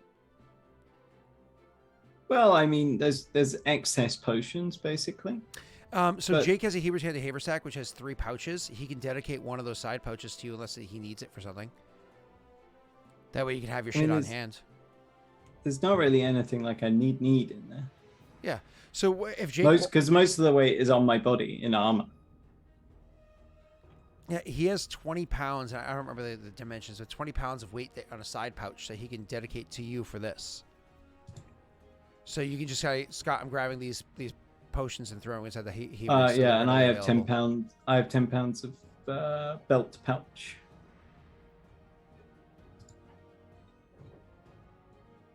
Like a bandolier sort of a thing? Yeah, I've got a belt pouch. I imagine that's with you, though. Yeah. Yeah. Well, I mean, I'm not taking my belt off. So. Yeah, I didn't think so. Because you got armor, I'm pretty sure you can handle a belt. Yeah. All right, cool. Yeah. Awesome. So, Tesh, I need from you then, don't forget the +2, I need from you then your survival check as you're searching through the area trying to scout this. Anything else you need to bloop on your character, prepare before you go ahead and roll that die? Nope. So I'm gonna put dark vision. So because I'm not in the water yet, I'm just so you know, I've got my extra 2 points that are gonna be on swim speed and underwater breath are on speed at the moment. So I have an additional. I have a total of 50 move speed. Just so you know, that's my base move speed at the moment. Which is amazing. Yeah. So nothing else. So I'm just gonna roll my survival now. Okay. Fuck yeah! Of all the wasted 20s so far, you get 3. Yeah. You've rolled 3. Now 28 Yeah, look, is... I'm feast or famine. This is what I was on my off-stream game as well. It's just I either roll 20 or I roll abysmally. There's nothing in between. Again, we had a Patreon session where 13 20s and 7 1s, not including the 20 dice we used to try to reset the chaos. Where in that 20, I think there was 4 1s and no, he didn't roll 20. I think he rolled 100, and there were like 6 or 7 20s and like 4 1s in that group too. So it's like, what the hell? But anyways, so yeah, you are. Do you want to luck that to try to get over the 30 to try to like hit like the next big tier? I'm gonna save that for the underwater part because that's this is the underwater. Oh, this this is includes this, that? This Okay, is cool. finding. Yeah. In that case, yes, I will luck it because this will be a if we can find a way in underwater, it'll be fantastic. Okay. Fuck. That's okay. So just so you know, underwater. Once I'm underwater, I only have a swim. Well, I say only. I have a swim speed of 40. Oh, I need one more thing from you, just to make sure you don't get noticed by anybody while you're doing this searching, this amazing scouting. Go ahead and roll me a stealth check.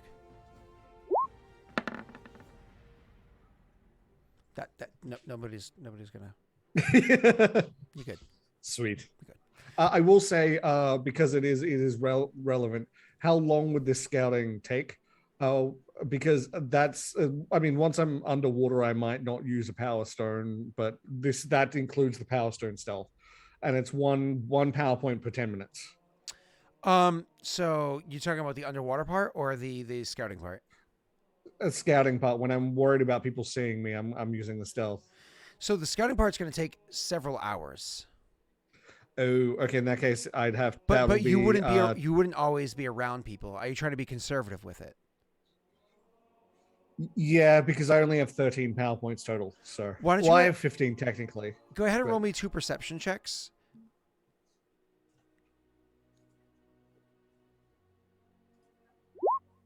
And last 10 minutes per. Jesus, sir. You that one's less good, but still. No, it's still amazing. It lasts 10 minutes per casting? Yeah, 10 minutes per PowerPoint. I'll say you use 6 of your points during the scouting, which is cool. a solid hour of scouting where you can't be seen, so on and so forth. But that's because it's whenever you notice somebody might be nearby, hear them, catch sight of tracks, see them, whatever the case may be, you get it on. And then you just go about your scouting as normal, being super cautious. But then, like, if you know you're far enough away from them, you allow the camouflage to drop, and you're fine because you don't need to be invisible if nobody's near you, right? Yeah, and I still have a camouflage where it's like blending in. It's just not predator invisibility. it's like if Gallon is scouting through the forest and nobody is around him, is he camouflaged? Yeah. Right? Yes. Yeah. That's that age-old kind of adage, right? Yeah. We all know that. So Yeah. anyways, you abso-fucking-lutely find a bunch of waterways. No path. Oh my god, this one has an underground. Okay, you pissed off some aquatic life. Sorry about that. I'm sorry. You make your way out of there. You come across it. God damn it, no path. Hours go by. This is so annoying because you're wet, not wet. And then eventually, as again, many hours pass. And then you go into another one and you're swimming like, here's another path. Okay. Gill style or whatever it is. And you go swimming through. And it's still going. It branches off into a few different ways. Some very narrow, some thicker. You start scouting your way through all of them. Once again, there's life that lives down here, of course, right? It's water. Mostly plant life, or fungus and whatnot. But other types of tadpoles, frogs, et cetera, very small types of fish, but nothing Better proper. watch the fingers with the eels. Yeah. And it seems like every one of the pathways is a dead end. You try the last pathway, the one that you were trying to avoid going through, because it's a tight fit. I mean, you have all the time in the world. You can breathe underwater. So you don't have to worry about an acrobatics check. You just squeeze your way through. It's the others that we have to worry if we go this way. and it stays underground. Eventually, you see the surface of the water. At first, you kind of pull your head up. You realize you're still inside a cave. You immediately pull your head back down. Roll me a stealth check, and then a perception check. Would I have a chance to activate my thing, or is it What thing? my stone, chameleon stone? Number 7. Yep. Yep, cool. And I'll remove that PowerPoint.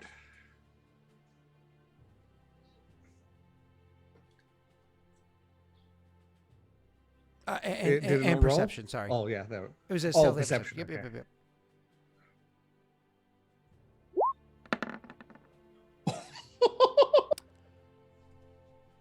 Are we gonna break a new record, like a new streamed record for this channel? Holy shit! I mean, it's Tesh has not, been it's not the rolling number a of lot of 20s. 20s. It's 20s. all Tesh 20s. Like I got one.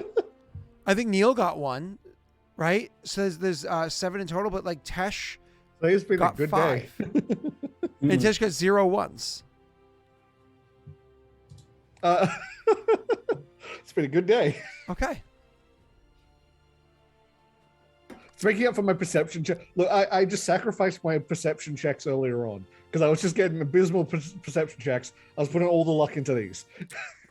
You slowly lift your head out of the water like you're Rambo, in First Blood, and you look about the cave area. You can absolutely see there's supplies around here. There's literally crates of supplies around here. Hell, if you were a dick, you could just set a fire inside here and ruin some of the stuff that they have set. But what is it, with your eyes kind of settling into the darkness and everything kind of shifting to you've already shifted to the gray side, eyes settling into the darkness, rubbing away the water that's on the crystals over your eyes. You know what I mean? Crystal on crystal rubbing. You're able to take in the room. windscreen wipers. You can see that there's a guard that's posted inside here. He looks like he's either sleeping or actively dozing off as of right now. You can also see right outside of here, there's a small table set there. As you slowly, carefully raise yourself out of the water, making sure that you're going to, as soon as you get out, swiftly move over to where you break line of sight in case that person wakes up. You can see into the room that's out of here that there's a table set up in the next cave area over. On that table, there's a couple decks of cards, 2 of them properly organized, one of them kind of making a mess, looking like a game was interrupted. Maybe there's other guards that sit here as well, but obviously entertain themselves. Taking in the stone and everything around you. There's a natural cave here, definitely. But they've also worked it as well to make it so it's larger and better serves their purpose. It's hard to smell anything because of the crystal that's on you, so everything's kind of muted for sensations like smells. But you definitely are picking up the again, a bit muted, but the aroma of smoke. They're roasting something nearby. Wherever this cave is, you'll be able to identify it when you leave this place because you can pick up the smells of a fire that they do near to it because you can smell it from the inside of the cave, right? Looking around the corner, checking over, making sure that person's still dozing, actually poking your head around the corner and looking, because again, it's the middle of the night. You don't see any activity inside it. Nope. Somebody walks by. You lean back. They have a sentry posted here. They're literally just kind of walking around slowly. They've got a spear on their shoulder, a sword at their hip. They're wearing some pretty basic armor. It looks like ring mail, chain mail, something like that. Some pretty simple armor. They've got a helmet on, kind of like an open face, basic helmet onto their head, more to protect against like a stray arrow or like a blow to the back of the neck hitting them. But they are pacing around this place, looking about. You've already seen them yawn twice, and you've been in here for less than 30 seconds, watching them for less than 30 seconds. So yeah, they're not that alert, which is good. You unfortunately, because they're moving about, it's going to be difficult for you to get a better look of the inside of this place. Would you try to time it to explore further into this place when their back is turned to pull like a whole Batman, or is this enough for now?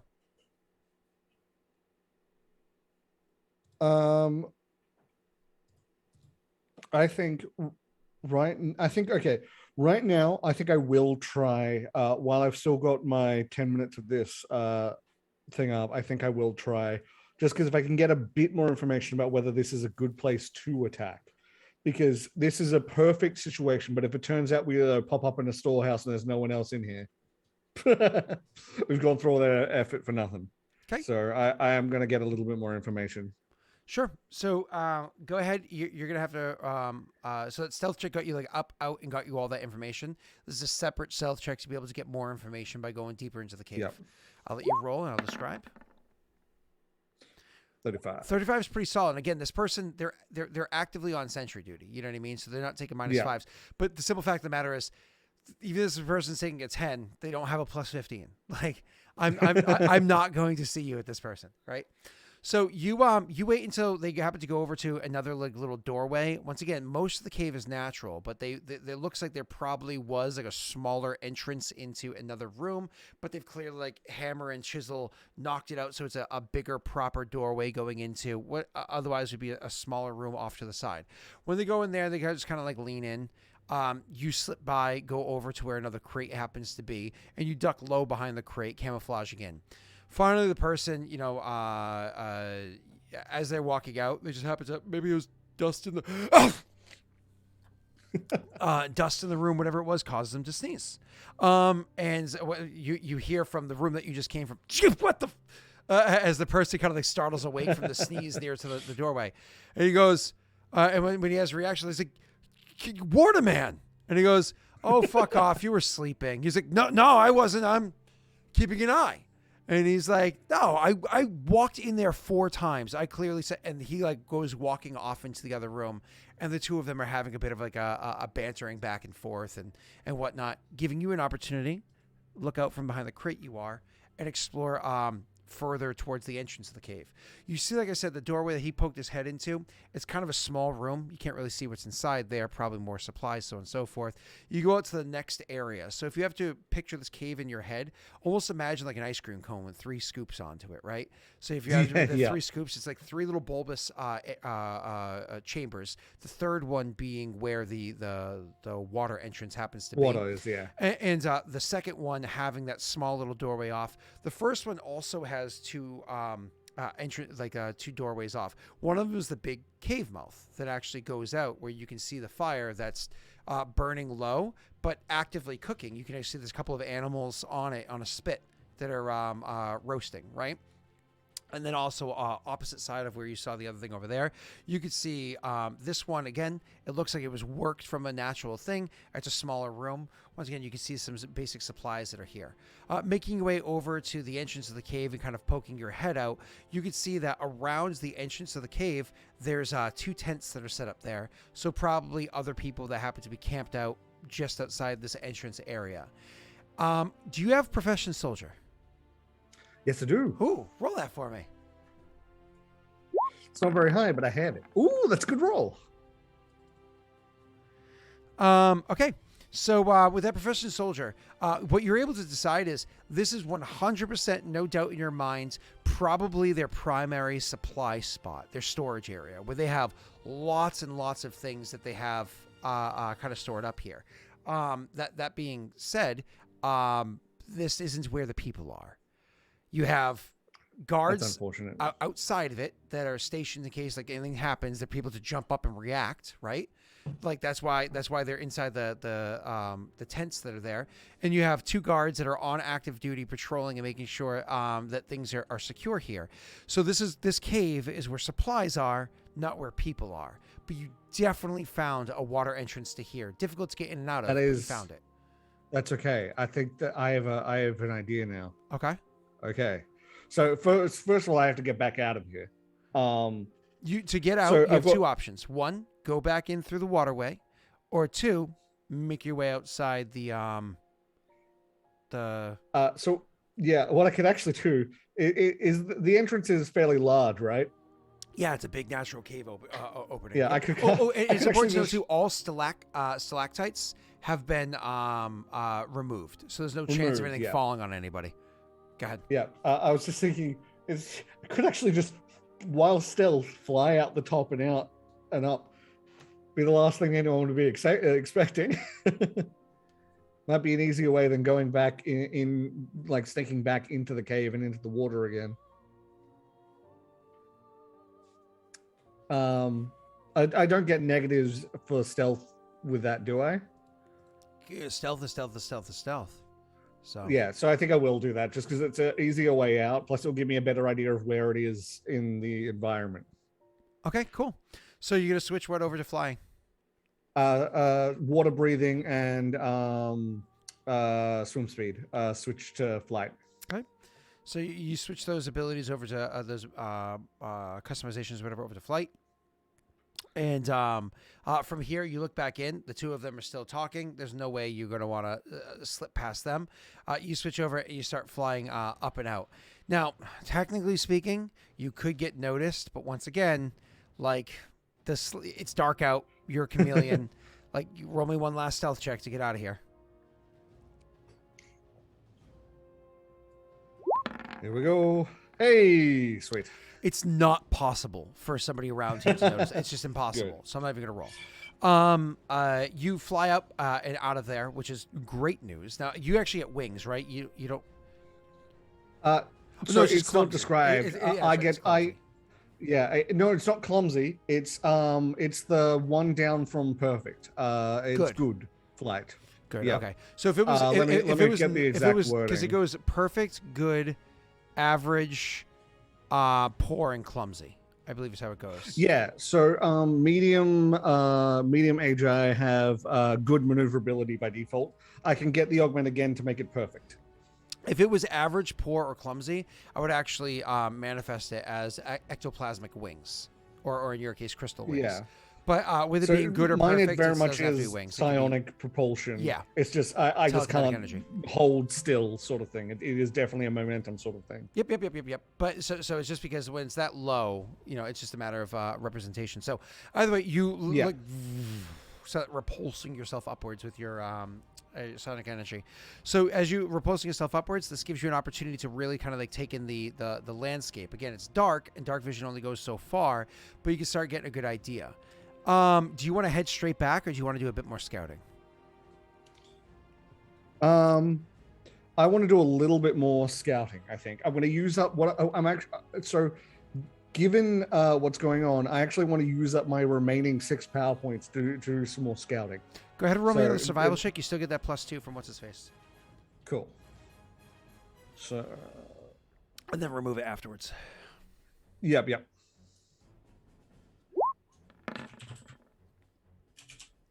Are you happy That's still with that? good. Or do you want to modify your 19? I am going to modify it because we still need to find their main place, because I have an idea if we find their main place. Okay. Fuck yeah. Oh, there's the last one. That's not a Sorry, 23, V-Sword. though. That's not a 23, though. Because you're trying to find the main place. This is 25. Because you have +2, right? For finding tracks? No, I already added that. The +2 for finding tracks. Oh, for finding tracks, you're right. Yes. Oh, this place would have tracks. Yeah. Of course. So yes. follow along the tracks with your 25. You are absolutely able to maneuver your way through the area and find out where a couple of the other entrances are. They don't have a main barracks as far as you can tell with your 25 survival check to kind of scout through the area. What they find, to the best of your ability, is several small areas. Where it seems as though there are people that are posted guard outside of, because it's nighttime. Daytime, we wouldn't really have to have guards there necessarily, but posted guard outside of to make sure the people are good to go, because they're a paranoid bunch. But there are multiple different locations where people are going to be able to call home, and you can tell because they make it fucking easy for you. Easy if you have a vantage point, like let's say flying overhead at nighttime and being parents, so you have sensitive eyes to dim light. Guess what? They oftentimes have low campfires to provide warmth or get food going for the morning or so on and so forth. That make it so if a creature is flying overhead, because you don't usually worry about people sneaking through the woods flying overhead, so that give you around the caves flying overhead, so that give you spots to investigate, and you find 3 other areas that people seem to be situated. It's kind of hard to map all these things out in your head exactly where they are. If only you had a way of perfectly memorizing this. So shall I roll an auto hypnosis? Yes, sir. Oh yes. Okay. So, yep, you are commit to memory, kind of like more or less breaking it down in a way that your minds can work. Is you look down at where the dots are, and you just kind of like almost like you're playing connect the dots, like you do with looking at what's that shit called, like astrology? Nope. Well, astrology works too, but astronomy. I just had a spider land on me. Like, what the hell? I'm not in Australia. Get lost. If you were in Australia, that would not be your reaction. Yeah, I mean, you'd just be seeing smoke on my camera at this point, I'm guessing. Dude, come on. I know. You say that. I literally was laying in bed earlier today, but I was so tired. It was my nap in between the stream and this. And I saw a spider crawl off my bed down the side, and I was like, I'll deal with that later. When you say spider, though, like mine's like a quarter of the width of a fingernail, maybe half, with his like spread right out. Yeah, no, it was a tiny spider. If it was a bigger one, I probably would have done something about it. Cool. It wasn't a white tail either. Otherwise, I definitely would have done something about it. So, anyways, yeah, you look down and you kind of like more or less like our stargazing, right? You kind of like imagine in your minds, like connect the dots, like you have some sort of being in front of you. Green suggesting it's a butterfly. So more or less you have to imagine like more the tips to the butterflies. What are they called? Antennae. And then like a couple other dots that represent like its body or where its wings go and so on and so forth. And that's how you kind of like impression it into your mind, so that later on you can redraw a butterfly and kind of like hit the dots into it. And that's how you'd be able to like set up a map, you know? And either way, you get this like impressed into your mind as to where these different locations are, and are able to make your way back to where the camp is. So you make your way back to the camp and are able to start trying to fill them in. Because of your flight, you're able to get back there before, what's his face? Cool. Crow. Then I'm going to inform the other two of what I've found. And I'll say I'm going to obviously bring this up with Crow, but I have an idea. If we need a distraction, I can very effectively get into their storage, the deep part of their storage, without them knowing, set a fire, and swim right out. It'll all of this, like their main forces are sort of camped outside storage, so they're likely to go in to try and help put out the fire. Might pull in a couple of troops from other places, maybe. How many Give us a guards are bit at of the front a- of the cave? Each the front cave of the- seems to have, from what he saw, one person kind of like pacing around posted, and then in the stores one person that was falling asleep but posted. That's what he knows for people that are up. That's all he was able to gather that way. Go ahead, sir. Yeah, so I will state that, and so the main force is outside this storage, but there's a couple of smaller caves that each have one person posted out in front. Right. You still don't know where we're going to go, though. That's where we're going to talk with Crow about either trying to get more information on the smaller caves, or if he has a better idea of which cave might have the important people in it. Mm-hmm. But yeah, I think the idea of creating a distraction would be good, so that even if we make a little bit of noise, it might be a bit of that people might not notice because they're too busy dealing with the fire in their storage. Yeah, especially if definitely. these people are greedy. If you set fire to it, it's going to wake a lot of them up. So we'd have to use that time to more or less take out whoever we're taking out and get out of there. This would be this is only if our strategy ends up needing a distraction. I have one. If we can find a way to not have to use it, that'd be better. But if like worst comes to worst, I think that would be a really useful way of just distracting them long enough to get in to where we need to get in. Not only that, if you manage to set a big enough fire, and if you just say you manage to burn a lot of these supplies, they're gonna have to do a that'll hurt big them, supply run as well. And like if we hurt them enough in the supplies and take out enough of their head people, that might do it on itself. Like, they may not what's come his name back from comes that. popping back in and goes, what you boys talking about? Oh, perfect. And I'm going to point him to like in the dirt. I've drawn a map of the area. So Viggo's I found a already way pulled out parchment and properly drew it. yeah. Puts So it I over found, the dirt spot. I found a way in underwater into this cave. This appears to be a storage. Also, it seems to me the majority of their forces are outside the entrance of this cave. I also found these caves, which all have about one guard posted, and I'll like point out where they are.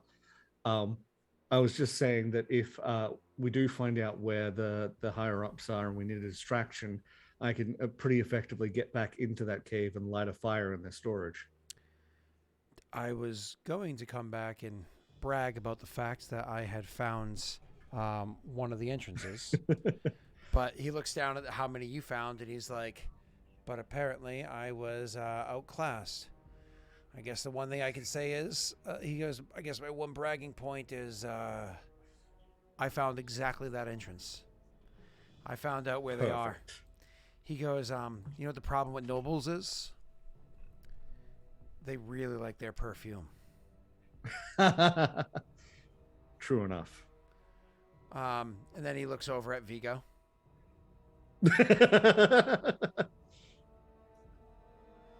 Hey, I don't have a perfume budget. He's too busy smelling like his alchemy stuff.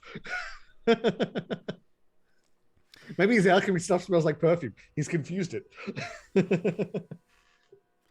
So He's right though. Yeah.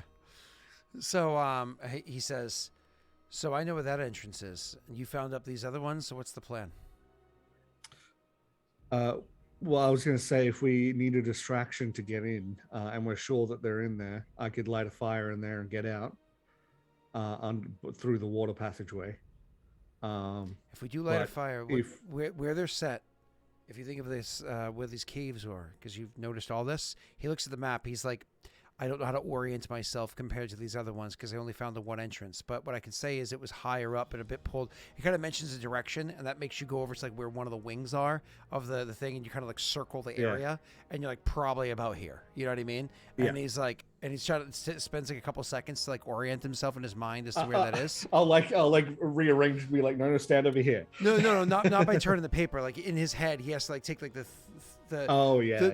walking on the ground real life and kind of flip it in his head because he didn't get to go. Course. Oh wow, that's a he didn't get to know, exactly. So he has to orient himself differently in his mind. So once he kind of gets that, he's like, yeah, okay. So if they're over here, that could work because if you set fire down there first, we have to coordinate it within like we could have a few minutes of error, but if we coordinate it well enough, we can make it so that if you light a fire down there, the first people to react are going to be, and he gestures towards the other, like more or less circles on the paper, like a pretty swath area that takes up most of what you had seen, though one of the other caves wouldn't be, right? And he's like, that would draw all their attentions to the fire, draw all their attentions to the supplies being burned. They would immediately want to react to that.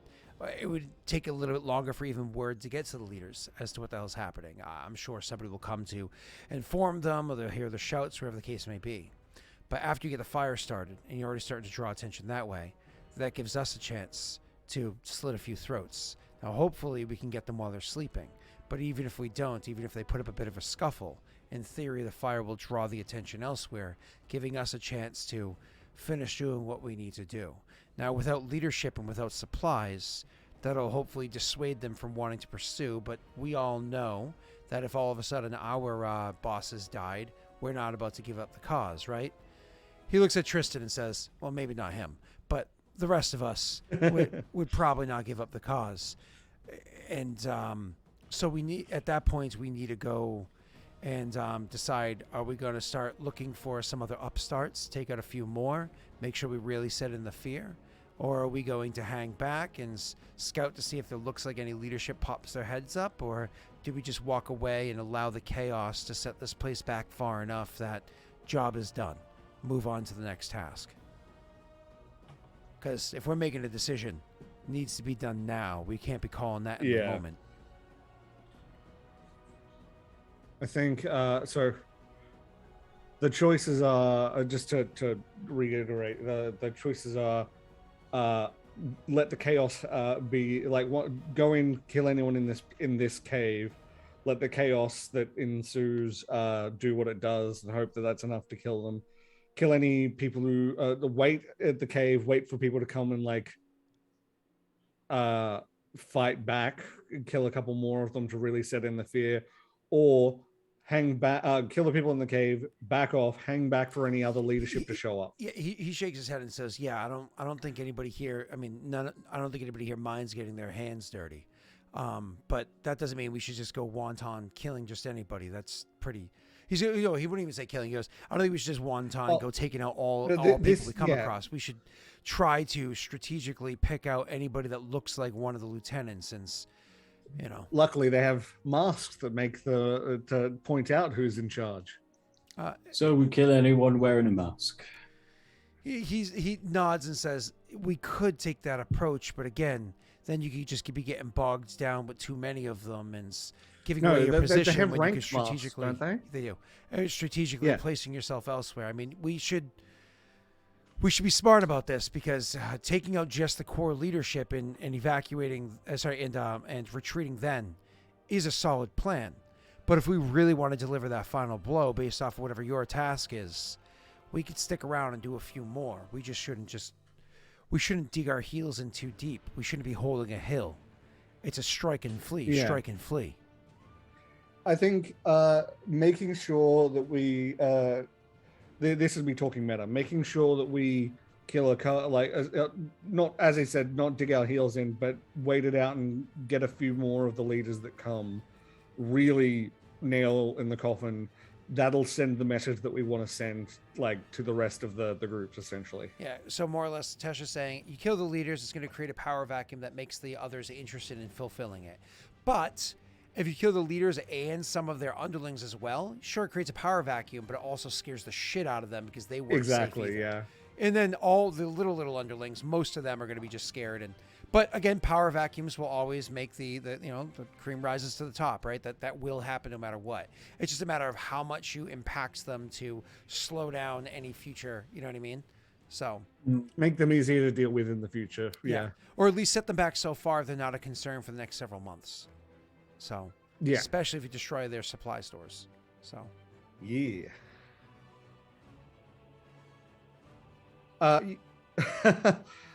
no way. We chose this group because they were the most morally reprehensible. They literally the most morally reprehensible is the Jihan warriors. Okay. They're just very big. Are they most morally reprehensible? To be clear, they are clarify. Proper terrorists, but these guys are using freedom fighter as a cover. This group is the biggest one, because they are very much, even to the other rebels, they are morally reprehensible because they're using the title of we're freedom fighters for their own gain. But most people don't know that though.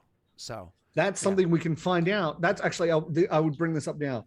One thing we also would want to do is, if this is their headquarters, if we can find proof that they are what we know them to be, which is just out for themselves and not actually freedom fighters. And you would have explained spreading that out 2 days, so he understands. Yeah, sir. Yep. I would explain that that would be a good opportunity to find something there as well. If there's a place to find that, it's going to be in their cave. Now, there is one small problem that we're going to have to deal with.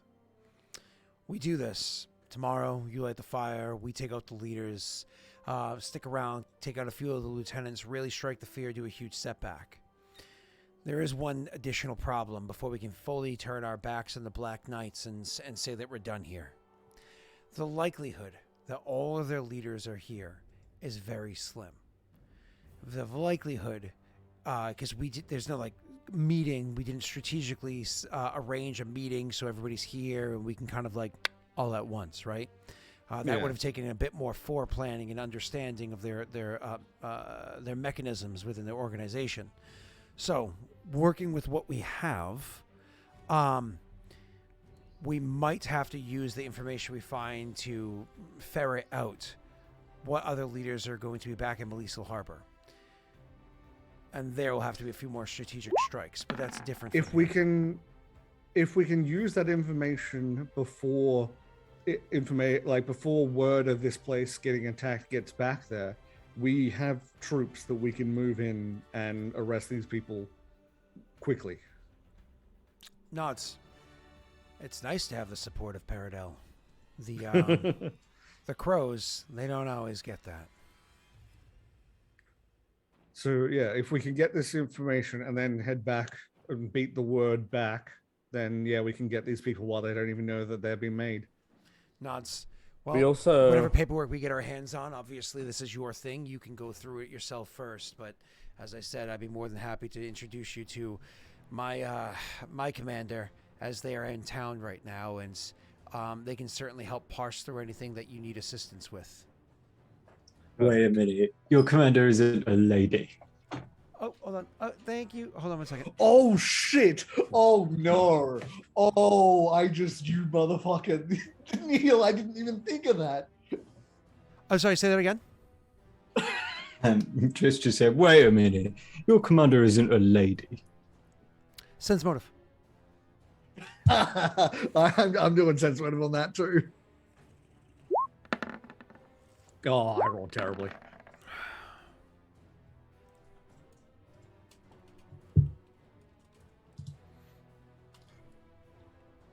Let me just check something. Anybody else rolling sense motive or no?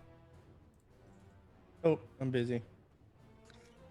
Yeah, that's it. Even if we don't find it out now, Oof! We all get it.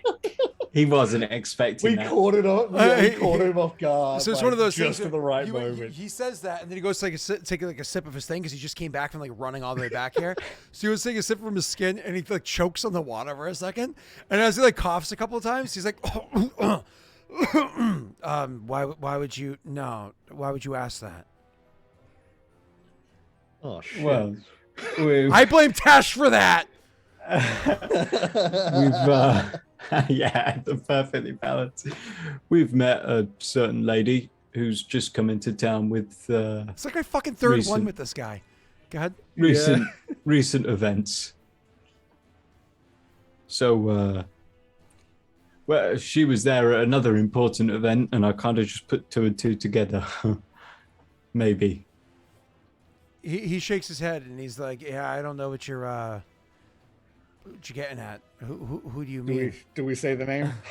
At this point, Viggo, who is drawing something, here's what you said. He goes, "Not fucking Pan."